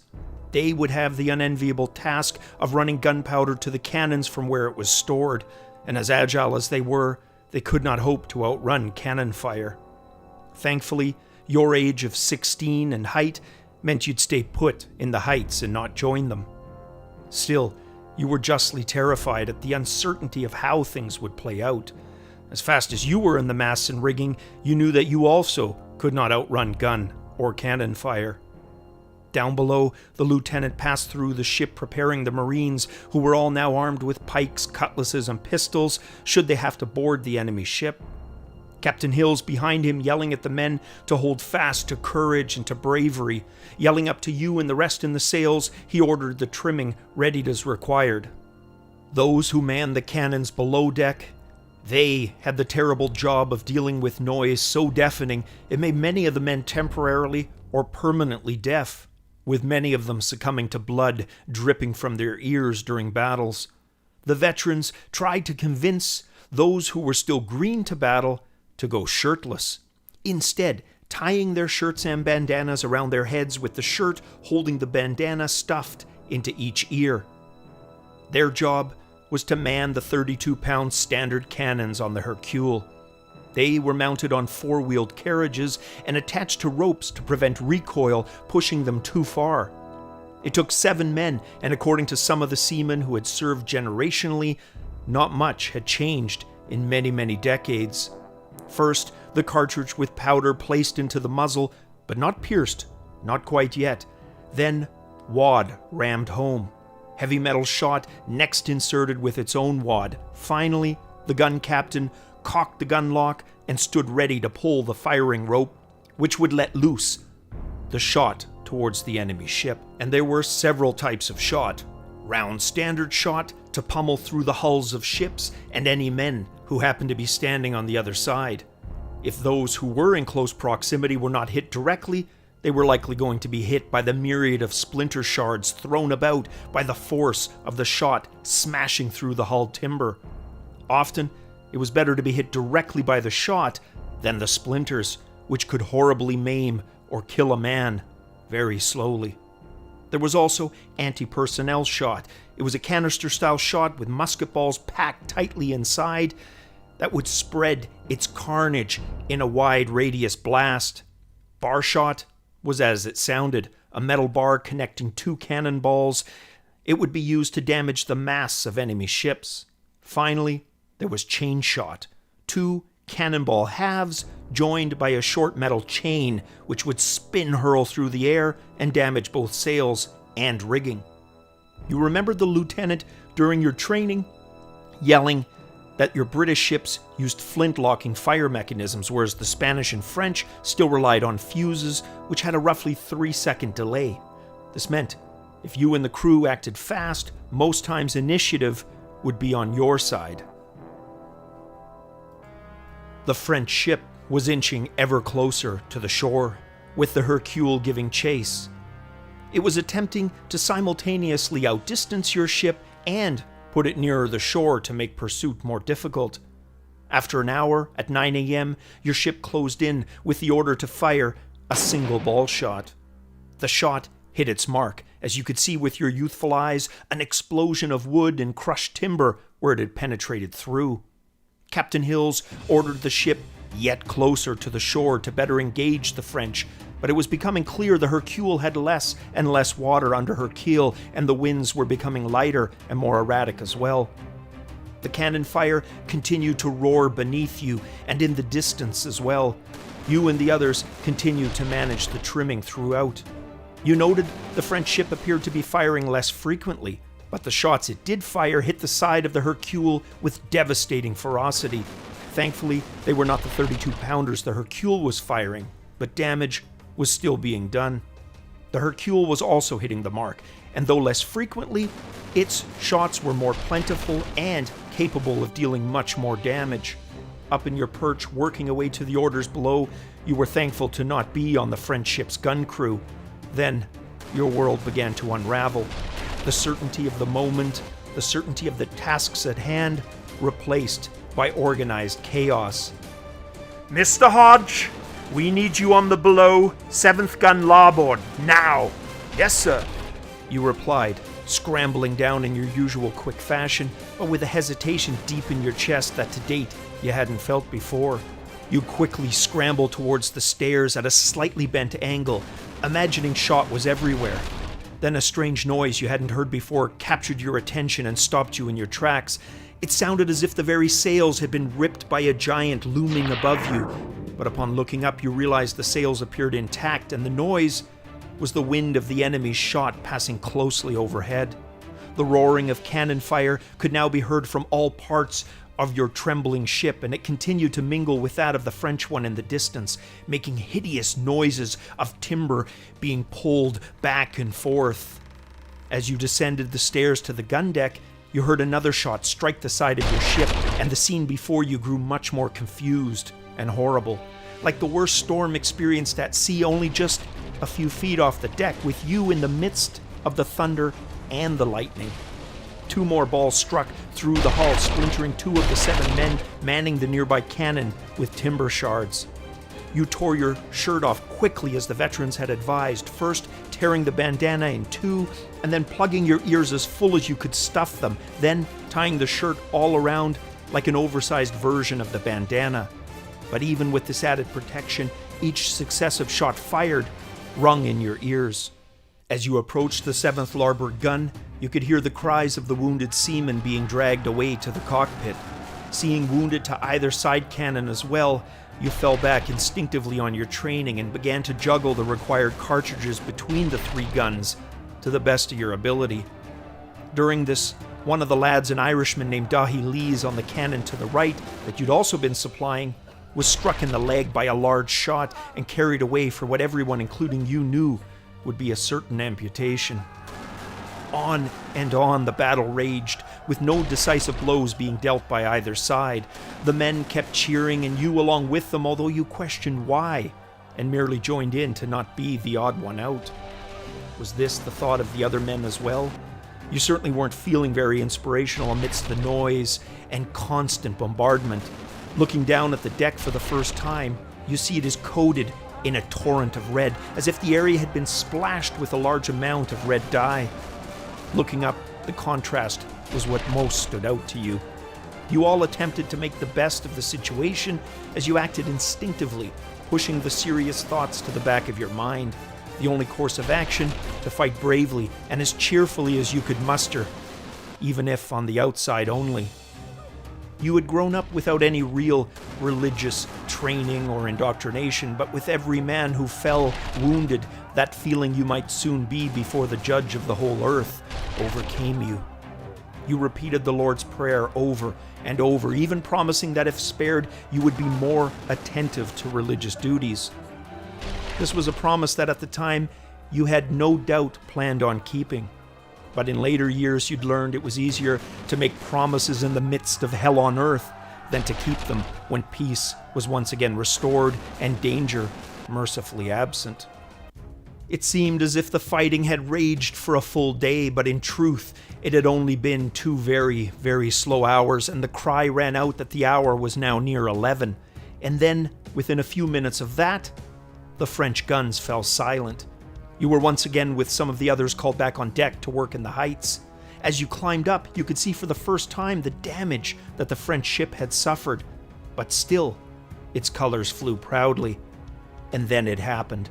The winds had fallen dramatically, and all that remained were the gusts of wind, very light, coming from the shore. This would make it difficult for the much larger Hercule to navigate properly. Then, the French ship began to turn, much quicker than any on the Hercule had anticipated, including your captain. Soon, the ship was in perfect position to rake the Hercule, and rake she did. The French ship, which had until now sparingly used what was likely a much more limited supply of shot, let loose with a full, devastating broadside at the Hercule's stern. That sound that you'd earlier thought was tearing sail was back all around you, only this time it did tear sail and rigging, and you could instantly spot the difference. Below, multiple explosions of timber where the broadside met the Hercule's stern. The French ship was able to pass and continue on to the safety of Mole Saint-Nicolas, while the Hercule was dangerously close to running aground. It was clear that Acting Captain Hill was not pleased with how the events had unfolded, but his main focus was now to prevent the Hercule from running aground. He had been called up after the guns fell silent. Of course, the screams of the many wounded were still audible, particularly those like the Irishman Lee's, who was now having what was left of his leg amputated. As you emerged topside, you caught your first glimpse of the battle damage. Multiple parts of the rigging and at least a quarter of the exposed sails were now torn and shredded, hanging limp. Thankfully, the wind and the resulting waves were in your ship's favor. This was the eastern side of the island, which for much of the West Indies made it the leeward side, meaning drier, as the West Indies benefit from fairly consistent eastern trade winds that bring the rain to the eastern sides first. So what little wind was left, and now slowly picking up, was assisting the efforts of the crew. Their sole focus, preventing the Hercule from continuing towards the rocky shore, and the certain disaster that would result from not doing so. Within 30 minutes, the drilled crew had the Hercule limping back towards open waters and the rendezvous with the HMS Goliath. The officers were unusually silent. It was clear, having let the French vessel both best the Hercule and escape, was not sitting well with them. Acting Captain Hill's view as the Goliath came closer was not on the Goliath herself, but on the clearly French vessel beside her. The Goliath, under the command of Captain Thomas Foley, had done what he had failed to do: capture and beat a French vessel. It was clear he was not looking forward to the upcoming encounter. It turned out that the French vessel was a ship corvette named the Mignon.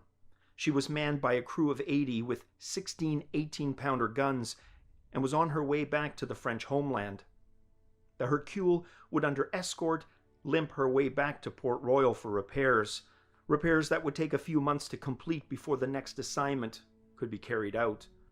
An assignment that would take you from the ship-to-ship battle at sea to a conflict waged on land.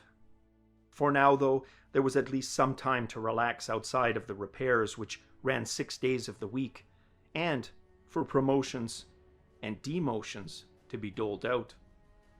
Acting Captain Hill was restored to first lieutenant, and a new captain by the name of Dunn was installed on the ship. You, for your actions with the raising of the signal, in addition to overall merit, were made an able seaman, an honor which you received with much pride. It was unusual for someone with less than 2 years' experience to be made an able seaman, but clearly your merchant experience and the fact you were well acquainted with your duty played a significant role. Land had a way of making sailors quickly soft, and you longed to get back onto the open waters, and thankfully in late January of 1804, that happened, when the Hercule would make her first real tests in the waters off Port Royal. The loss of the Pursuivant still stung, but there was clear joy among the crew at being back at sea. Even First Lieutenant Hill was seen to smile on her first exit of Port Royal. Most of the crew had been hoping that the next assignment would involve routine convoy or blockade duty.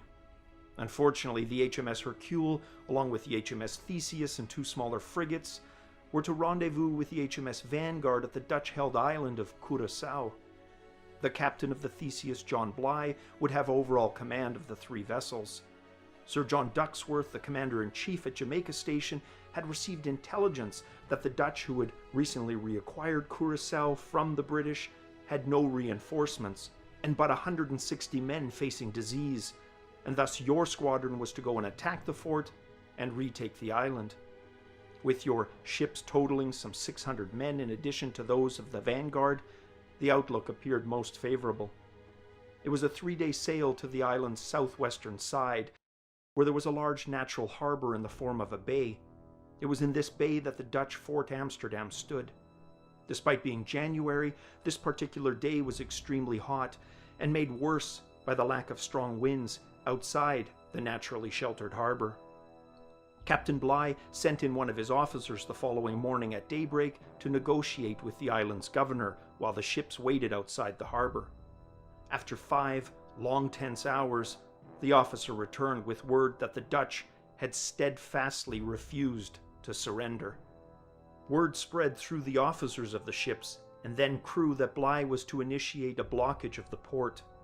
He sent the frigates Blanche and Pique to block the harbor and made the decision to enter a small cove with both the Hercule and Thesis, even though the Vanguard had still not arrived.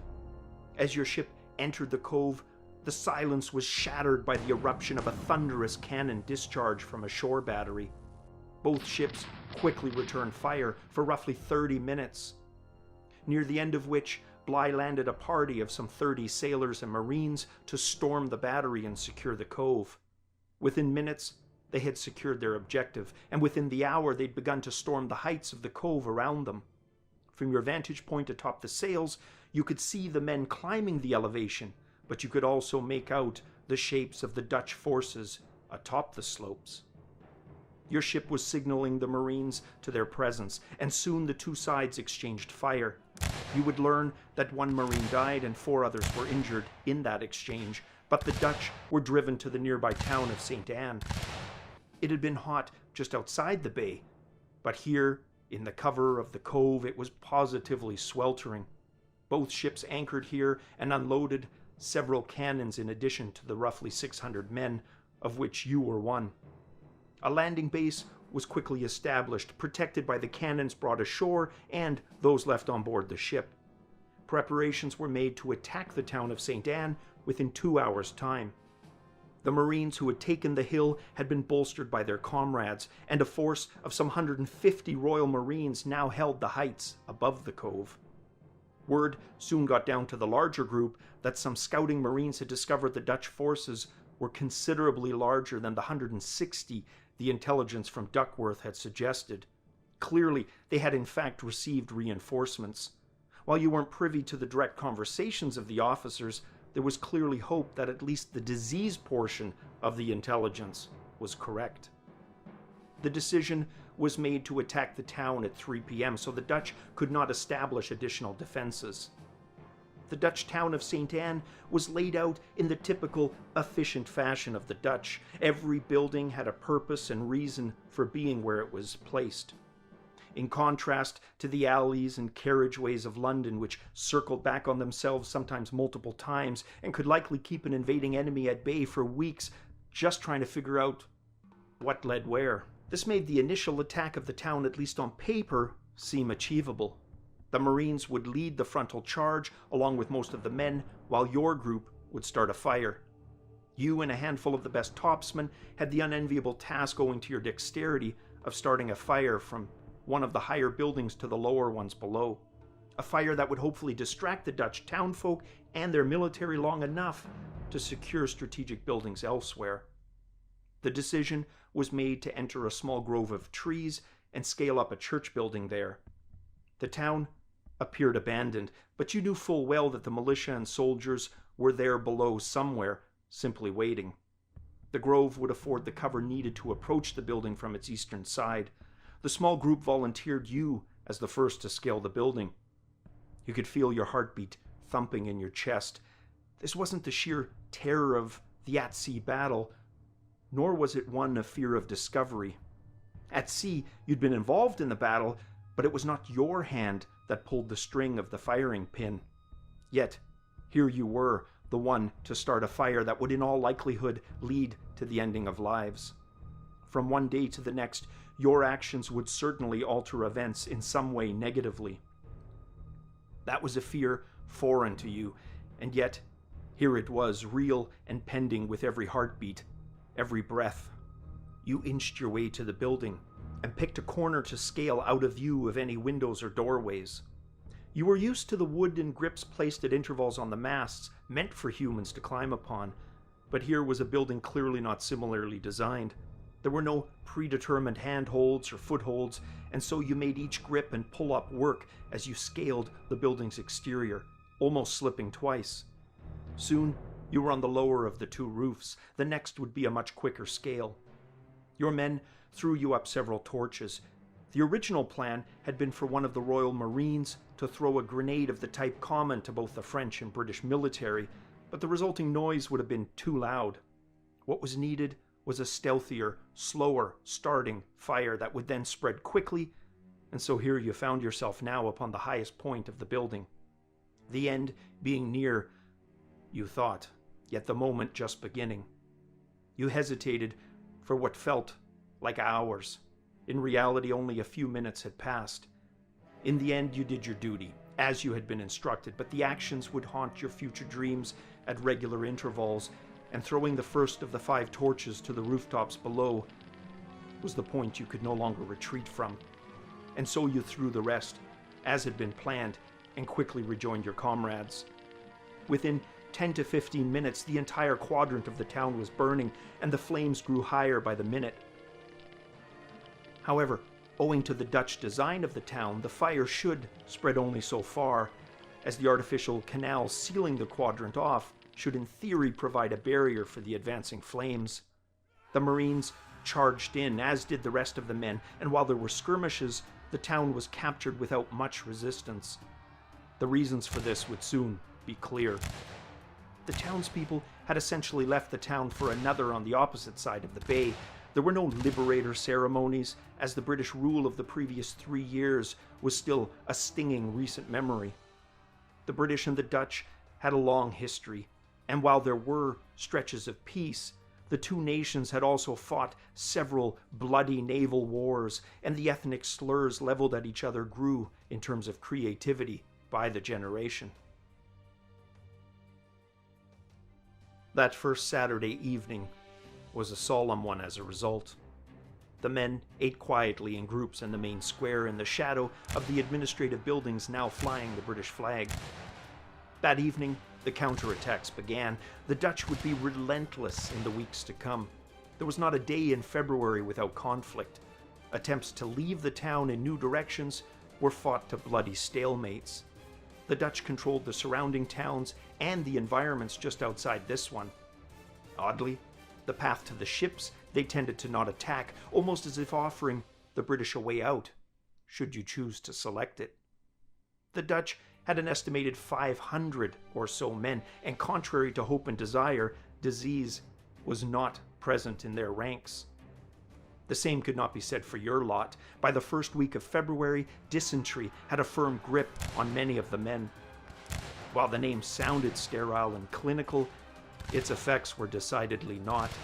Along with it came fever, strong abdominal pains and cramps that continued unabated, that sleep did not resolve, each bodily movement bloody and never reaching a satisfactory conclusion.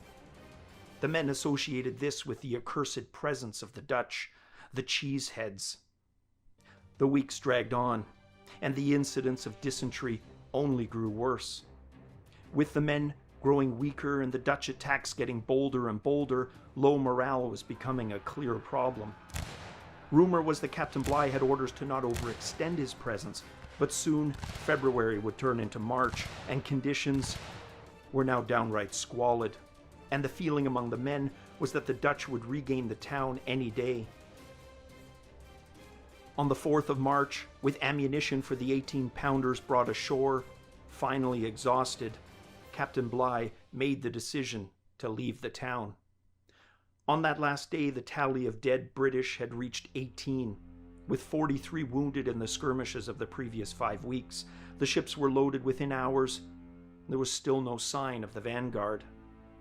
This time, the limp back to Port Royal was aboard almost pristine ships, with crews barely able to fulfill their onboard functions. It would be a long 3-day sail back to Port Royal, Jamaica Station.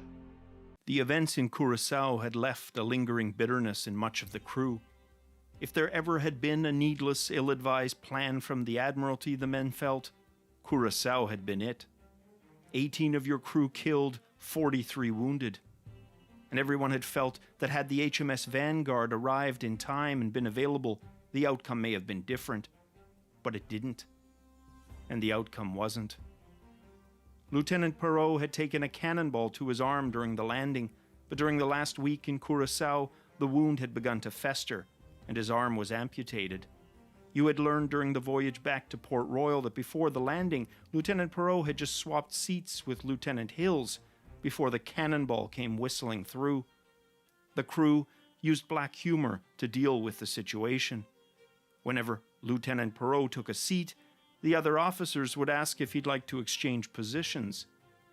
Even the act of doing his private business at the head of the ship was not exempt from this humor. The only real advantage to come out of the failed siege at Curaçao was that the ship's food was looked upon as favorable to the miserable fare eaten during the time on the island.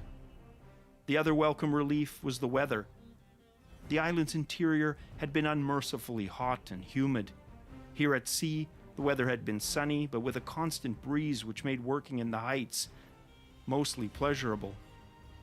After weeks there and then at sea, the sight of Port Royal on the horizon was a welcome one. There was much work to be done fixing the riggings and sails, but this meant there was also time for some leisure after hours, time you could use to get away from the crew. You were almost 18, and while you had many casual friends on board, they were individuals you spent literally months with and in close confined quarters. You thus needed the precious time on your own. One of your favorite leisure activities was listening to the merchant sailors' tales of places you'd not yet been. In Port Royal there was a saying that there are 2 taverns to every home. While you hadn't done any formal counts, you suspected that this was not an exaggeration. Taverns were everywhere. Your favorite was one such small hovel that went by the name of the Ale Storm, which many in the Navy considered unsavory, but it was filled with the type of merchant sailors you'd have grown accustomed to as a boy. As a result, it was also the place least likely to find fellow Navy seamen, and thus you could afford yourself some peace and quiet. The outfitting was completed at the end of August, and the ship's new orders were to patrol near San Domingo to enforce a blockade against the French alongside the HMS Theseus, the very same HMS Theseus that had fought at the Battle of the Nile under the command of Captain Ralph Willett Miller. During that battle, the Royal Navy fleet was outnumbered in terms of firepower, up against a French flagship, a 118-gun monster called the Lorient. However, the Royal Navy prevailed under the overall command of Admiral Nelson. It was a calm, sunny day when at the end of August, your ship finally left Port Royal. The Hercule herself looking in the best shape you'd seen her in since you joined. Your one thought after inspecting the heights thoroughly was that she could weather any storm thrown at her. How fateful that last thought would turn out to be. All was peaceably routine during your voyage to San Domingo, whose vicinity you reached on the afternoon of the 2nd of September. The objective, to prevent French ships from reaching the port city, which had been in French hands these last 2 years since 1802. On the evening of the 3rd, far from the land, the rain began to increase in intensity, as did the winds. By the early morning hours on the 4th, the waves got higher, and the ship began to toss more violently than any storm or cannon fire barrage you'd experienced. You worked as trained with the others to ensure all cargo lashings were tight, all hatches battened down, and entry port covers fitted. The storm, rising, swept one sailor clear off the deck, but you had not time to identify who it was, even as he screamed for some seconds once overboard. There was no way to rescue him, and most men could not swim, although swimming would have done him no good. The HMS Theseus was in the vicinity, but left to her own crew to decide her fate, and you to yours. Swaying violently and heaving so hard that it was nigh impossible to remain standing or seated, the wind began to blow even fiercer, the ship riding the waves like a bucking horse, dishes and cargo thrown from one side of the ship to the other. There was not a man on board the ship who escaped the violence. All were bruised, as if trampled underfoot by an unrelenting herd of horses. A step forward could heave you sideways into whatever blocked the way, and if there was nothing there, you were simply thrown. You had to be extra careful, as the ceiling height was low to begin with, and now head wounds were a real danger. Water rushed over the decks of the ship with each gale that lashed across the Hercule's decks. Morning gave no reprieve from the storm, the sky still blackened as if locked in perpetual night. The storm was battering the ship so violently now that men grabbed what posts they could, many of them praying and confessing sins. You were assigned as part of a group manning the bilge pumps, the rest bailing manually below. While some of the newest ships had new suction pump style systems, the Hercule relied on the more antiquated chain pumps. A continuous chain with small burrs that acted like buckets catching water and were then raised and lowered in continuous cycles. The timber creaked all around you as you struggled to assist the chains. Not helping matters was the men, either through laziness or just plain debauchery, would often use those bilges as a latrine. That accumulation of filth and garbage now overflowed onto you and everywhere in your surroundings. Already nauseous from the unyielding storm, you now began to vomit profusely. Mercifully, there wasn't much food in your belly to purge, and what little there was, you let out to the side, still hanging onto the chains, now covered in not just others' filth, but your own. During moments of high stress like this, time dilates into almost nothingness. Each second a long hour, and each hour a long day. The men passed what food there was around to eat, but you were decidedly not hungry, even after switching off, as there was no opportunity to clean yourself. You were unable to do much of anything above the deck due to the dangerous conditions, but were to keep an eye above deck from the safety of the latch. The ship, now heaving, surfed the waves and then was hogged and sagged at all ends before finally being popped out on the other side of the wave. The water then lashed across the deck. The worst was when the ship on the forward slope of such a wave would then get violently slewed round broadside to the waves, which would then break aboard, almost heeling her over and capsizing the Hercule. Each such movement brought the timber creaks and strains to their utmost limit, and soon some above deck began to crack under this stress. This dragged on for 5 long days and nights, and soon much of the timber on deck had taken some form of damage. Men soiled and dirty mostly slept standing, drifting in and out of consciousness, as any who tried to bed in their hammocks were colliding violently into one another, swaying as hard as a man spinning a sack with his free hands. Sleep could simply not be had but in spurts. Food could still not be cooked, and was eaten when and if possible simply to sustain, as no one had appetite. Men who were already bruised were after these 5 days and nights slashed across legs, arms, and face. Finally, on the 6th day, the storm subsided, leaving the crew to clean up the mess above and below deck. And themselves. After 5 days in the squalid conditions below deck, you were mighty glad to be in the fresh air. The damage the Hercule sustained on the decks was immense. Broken timber, wedged and strewn everywhere the winds couldn't blow it clear off the ship. The lines had all been cut in time, but the sails, they were in tatters. The ship looked as bad as it had during the battle with the French frigate, if not worse. The HMS Thesis had not fared much better. The ship's surgeons on both ships were tending to an unending line of injured seamen. Thankfully, other than bruises and hands aching from the bilge chain work, you were okay. Hungry, but okay, as appetites and proper meals slowly returned, and the Hercule would limp back to Port Royal under the barest of sails. Once there, after many more days at sea than the voyage would normally have taken, the ship was put in for inspections. These were standard when ships suffered as much damage as the Hercule did. There was talk the Hercule, which had started its life as a French-built ship, might not sail again. And while the crew waited, some were reassigned, which did not bode well. You made your way to the Aylestorn Tavern on one evening, taking your usual seat somewhere along the establishment's west wall where the old sea dogs would spin their tails. You could see the back of one of them getting the attention of a group of others who'd milled around him with their chairs to get in better earshot. You were intrigued and moved closer with your own chair. Then suddenly, you froze, the chair still dangling from your right arm. The voice, it was familiar, but it couldn't be. You moved to get a better look at the face, but did so in a way so as not to allow him to see you unless turning his head unnaturally. Your heart thumped loudly with a combination of fear, loathing, anger, but mostly shock. It was McGee. But this was impossible. McGee had died with your old captain when the ship went down.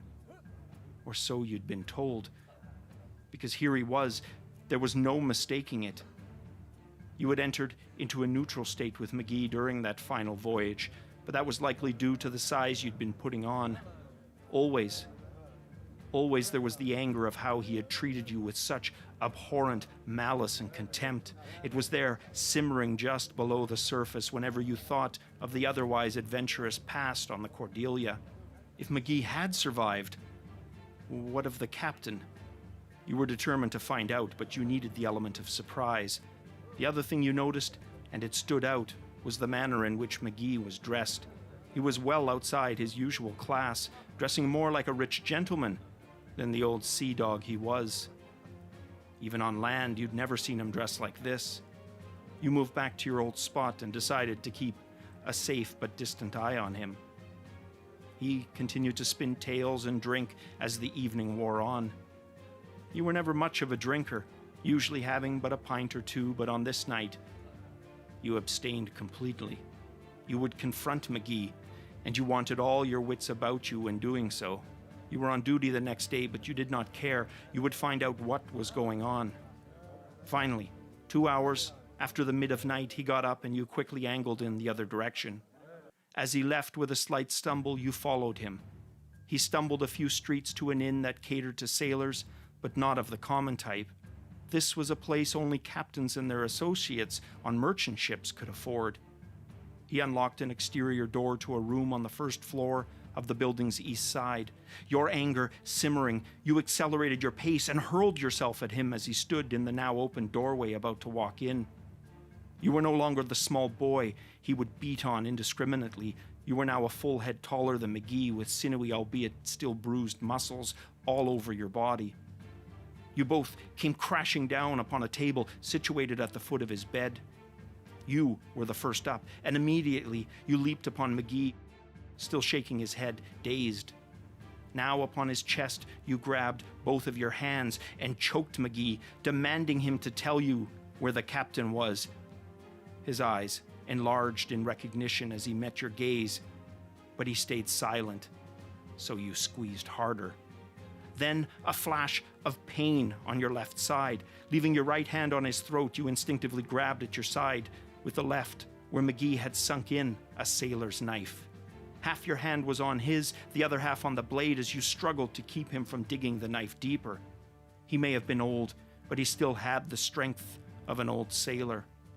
You released the hold on his throat and punched him as hard as you could on the side of his head, which finally caused him to release the knife. Now bleeding, you quickly grabbed the blade even as he struggled to reclaim it. You now held it at his throat. "Speak, damn it!" you yelled at him. But still, he said nothing. You kept the knife in place, but quickly averted your eyes to get a sense of your surroundings. It was then you spied it. A small chest, but instantly recognizable as the type a captain keeps, locked with his funds and most precious belongings, just under the corner of McGee's bed. Rage took over. You hurled the knife to the far corner of the room and began to swing your fists in blind rage, each fist landing repayment for your suffering at his hands. You don't remember how long you swung in fury at McGee, only that eventually you stopped, realizing that you should not be the final arbiter of his justice. With his face bloody and swelling, you stopped. He was unconscious, and you were still bleeding from your side. You tore a strip off of one of his sheets on the bed and rolled McGee onto his stomach, then tied his hands behind his back and used the rest to bind yourself around your waist to stem the bleeding. Finding the nearest night guard, you received assistance in bringing McGee and his likely ill-gotten gains to the Royal Marine Station on the other side of the port. McGee was held, and the ship's owners back in England were notified by mail. It turned out the funds minus what McGee had spent had been the captain's, which had been presumed long lost along with the ship and crew when the letters came back in response 2 months later. He had fled to the West Indies and Port Royal, and as fate would have it, into your company. The Navy and its merchant branch took such theft seriously. He was found guilty of not only the theft, but murder, as there was no alibi for not reporting this incident and being the lone survivor. And he continued to say nothing. There was only one punishment for such a transgression, and that was hanging. Whatever had happened on that ship could only be guessed at, as McGee would take the true events with him to his grave. Any satisfaction you had beating and apprehending him paled in comparison when you thought of the fate of your old captain and his new crew. 3 months had passed. McGee would be hanged, and word came back that the repairs would be too costly. The ship would remain in dock until such time as she was reclaimed and then scuttled. You had not yet heard word of your fate, and had in the interim worked repairing other ships of the fleet docked at the port. What adventures would await you next? The weeks after the hanging of McGee hadn't brought you the long-term feeling of satisfaction you were hoping it would. McGee's face still haunted your dreams and your waking thoughts. It was certainly His Majesty's justice carried out, and sure, the initial feeling was one of a closing chapter of your life, but there were still questions. And it certainly didn't undo what had happened to you all those years earlier. Now these questions would never be answered, for they were taken away with McGee at the end of a rope.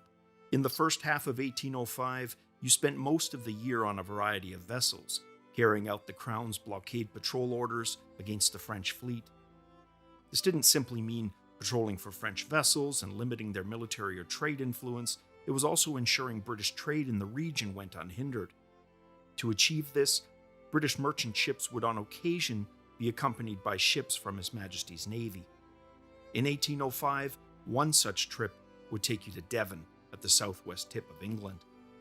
Devon, in the early summer, was beautiful. The arms of hilly forested land that sheltered much of the bay from the Atlantic where Plymouth sat were multiple shades of green. The small, fortified St. Nicholas Island standing majestically at its center. Plymouth was primarily an agricultural city, with the Admiralty using the waterfront to both repair and outfit ships for the fleet. You spent the summer working hard on several ship repairs, with your precious little time off for a pint or exploring the city. And there was much to explore in Devon, along its cobblestone streets nestled in the hillsides. Pubs of all manners, and as with Jamaica Station, you tended to favor the ones the other sailors didn't visit, preferring the company of locals to the often rowdy and raucous nature of your fellow sailors. The working-class pubs you visited generally catered to only that class of clientele, whereas the others had multiple rooms for those of varying stations. This was also an opportunity to eat better-tasting food over multiple pints. Your favorite, as it had been for quite a few years now, was pork pie. And sitting quietly and listening to non-Navy discussions while you ate alone was an absolute slice of heaven that recharged you considerably. However, the calm routine was abruptly broken on the 2nd of September when word was received of a combined fleet of Spanish and French ships in the Cadiz harbor. You and all available hands were transferred to finish repairs on the HMS Royal George, which was to be the flagship of Sir John Duckworth, whom you had served under at Jamaica Station. He had arrived in Plymouth some 2 months before you in April to face a court-martial that was held on board the HMS Gladiator. Word had trickled down through the ranks that Captain James Wood of the HMS Acasta had accused Duckworth of breaching the 18th Article of War, which stated that taking goods on board other than for the use of the vessel, except gold, etc., were prohibited. By the 7th of June, the charges had been dropped, and by the end of the summer, all focus was preparing for the French and Spanish fleets. Despite your best efforts, you and the other men could not ready the St. George in time. There was simply too much required to ready it. Instead, Duckworth would raise his flag aboard the HMS Superb, with Captain Richard Keats serving as his flag captain. Given your experience under his command, you were assigned to the ship to work the heights. By the time of your arrival near Cadiz, you all received word that a major engagement had been fought off Cape Trafalgar. The British fleet and its 27 ships of the line under Lord Nelson were victorious against the combined 33 ships of the French and Spanish fleet. Unfortunately, hundreds of British sailors, including Lord Nelson himself, had died in the engagement. The Admiralty had issued orders for Duckworth to take command of the West Indies Squadron to watch the remnants of the French and Spanish fleet off the coast near Cadiz. 5 74 gunships, the 80-gun HMS Canopus, the 64-gun HMS Agamemnon, in addition to 2 frigates. A group of British ships sailing from Cork, Ireland, gave word to your fleet that a French squadron was operating against British convoys off the Savage Islands between Madeira and the Canary. This squadron was under the command of French Vice Admiral Lessegueux. You gave chase well into the 26th, but Duckworth would call off the pursuit, ordering his squadron to sail for Barbados to resupply before the journey back to Cadiz. You all arrived on the 12th of January in the year 1806. The rest of your ships sent to anchorage off Basse-Terre on the 19th of January, where you were joined by 2 more ships, the HMS Northumberland and the HMS Atlas.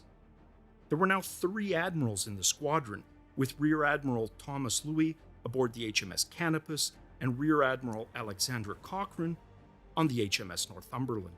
You spent the next 2 weeks on drills and exploring the St. Kitts port town of Basse-Terre. It was one of the oldest towns in the eastern portion of the West Indies, having been founded by the French back in 1627 and having served as a successful port from about 1639 onwards.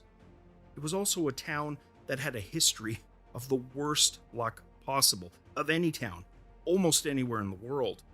In its 200 years, it had suffered multiple tragedies, being destroyed multiple times through conflict, fire, earthquakes, floods, riots, and mighty storms, like the one you'd experienced the other year. Most of the French residents had been expelled from the island when the British took control in 1727, and made the port town the capital for the entire island. On the 1st of February, a small sloop, the HMS Kingfisher, arrived at port with word that 3 French ships of the line had been sighted off Santo Domingo. The scramble was on, Duckworth immediately ordering your fleet to sail for engagement. It was a Danish schooner that had sailed from Santo Domingo a few days prior, and indicated to the fleet that there was a French squadron present and that it numbered 8 ships in total. Duckworth informed the rest of the captains and admirals that Lessegueux would be outnumbered and outgunned. That evening, your squadron slowly approached Santo Domingo, with the 2 ships Acasta and Magician acting as forward scouting vessels. Your ships continued to sail through the evening, and by the morning of the 6th at 6 a.m., word that the scouts had spotted 2 French frigates and 5 ships of the line, in addition to a large merchant ship anchored in line at the entrance to Santo Domingo. You would find out later that Lessegueux was not on board his ship Imperial, but still in the town along with many of his officers. They would be forced to join the battle after it had begun on small boats. Duckworth, recognizing that the French were in a vulnerable position, ordered all sails raised to close with the French. The French ships, recognizing they were in a dangerous position, formed a line of battle. Their ship, the Alexandre, led, followed by Imperial, Diomede, Jupiter, and Brave. The frigates and corvette took a position between the battle line and the shore of Santo Domingo. Duckworth ordered your forces angled across the front of the French line and signaled to his squadron to direct their fire at the three lead ships. By 8 a.m., your ships had formed into two divisions, a westerly line to windward under Duckworth with Superb, Northumberland, Spencer, and Agamemnon. The other, an eastern line under Louis with Canopus, Donegal, and Atlas. The frigates gathered in formation to your west, ready to assist if required. The calm, before battle, still an oddity, and one you would never get used to. It was a shared knowledge of what was to come and what was expected of every man on board the ship. You fought for crown and empire, but above all, for your fellow sailors, each of whom depended on the other. Death, always a certainty, whether part of a battle or removed from it. It was something no man could escape. Men choose how they live in those moments where death is a possibility or even a certainty. And it was the burden of that knowledge that was etched in the faces of all those on board the ship. Over the next 2 hours, your ships closed in on the French squadron. Duckworth's squadron paced into the lead, with Louis' squadron pulling up just behind. All ships, however, remained in tight formation. The French would benefit from a southwesterly shift in the wind, but the land behind them restricted their movements. By 10:10 a.m., the Superb was able to close within firing range and let loose a barrage of cannon shot at the French ship Alexandre. Northumberland, with the British flagship Superb engaged, itself opened up fire on the next French ship in line, Lessegu's flagship, the Imperial. Cochrane, knowing he was outgunned by almost twofold, swept his ship in close with support from the Spencer, which opened fire on not only the Imperial, but the Diomede as well. Both lines of ships continued to close over the next 15 minutes as they sailed westwards along the coastline.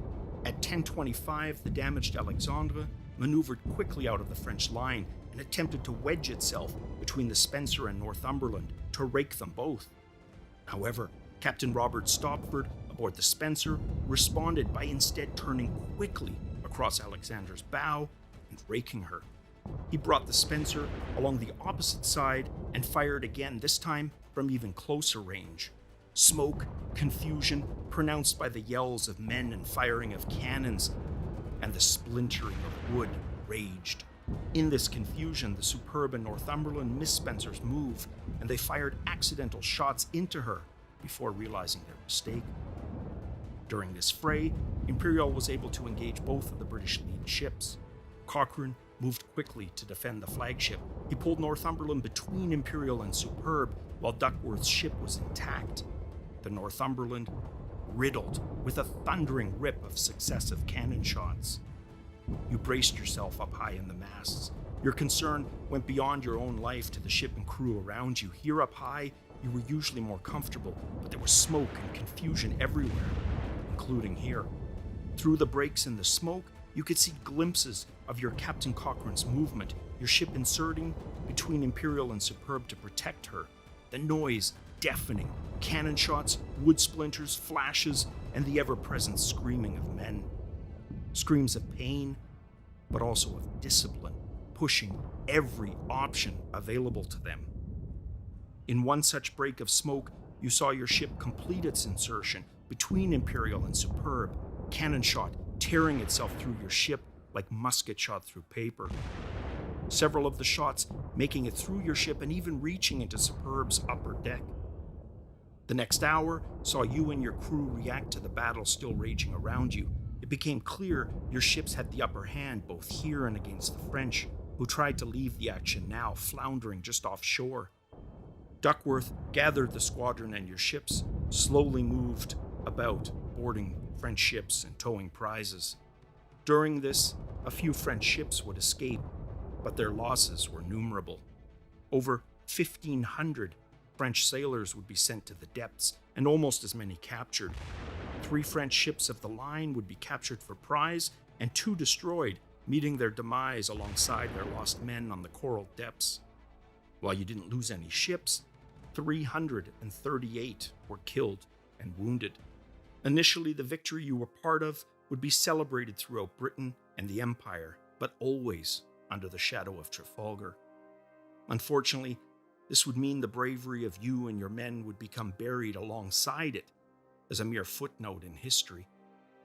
However, it was Duckworth's action against the French off Santo Domingo that would deliver the final nail in the coffin of Napoleon's ambitions on the world's oceans. For the British, the action would restore confidence in transatlantic commercial ocean travel. You would continue for your term and then rejoin the Merchant Navy, surviving into retirement. On your 60th year and 4 decades after what would by then be called the Battle of Santo Domingo, the last major naval conflict of the Napoleonic Wars, you and the other surviving British sailors would be awarded the Naval General Services Medal in recognition of that day and its impact on naval operations in the West Indies. A brief resurgence of recognition before the events again would be overshadowed by Trafalgar. Your death would be noted in the church records of your parish, but unknown to the masses. Confirmation that you lived, breathed, and served your country and empire admirably, and with distinction.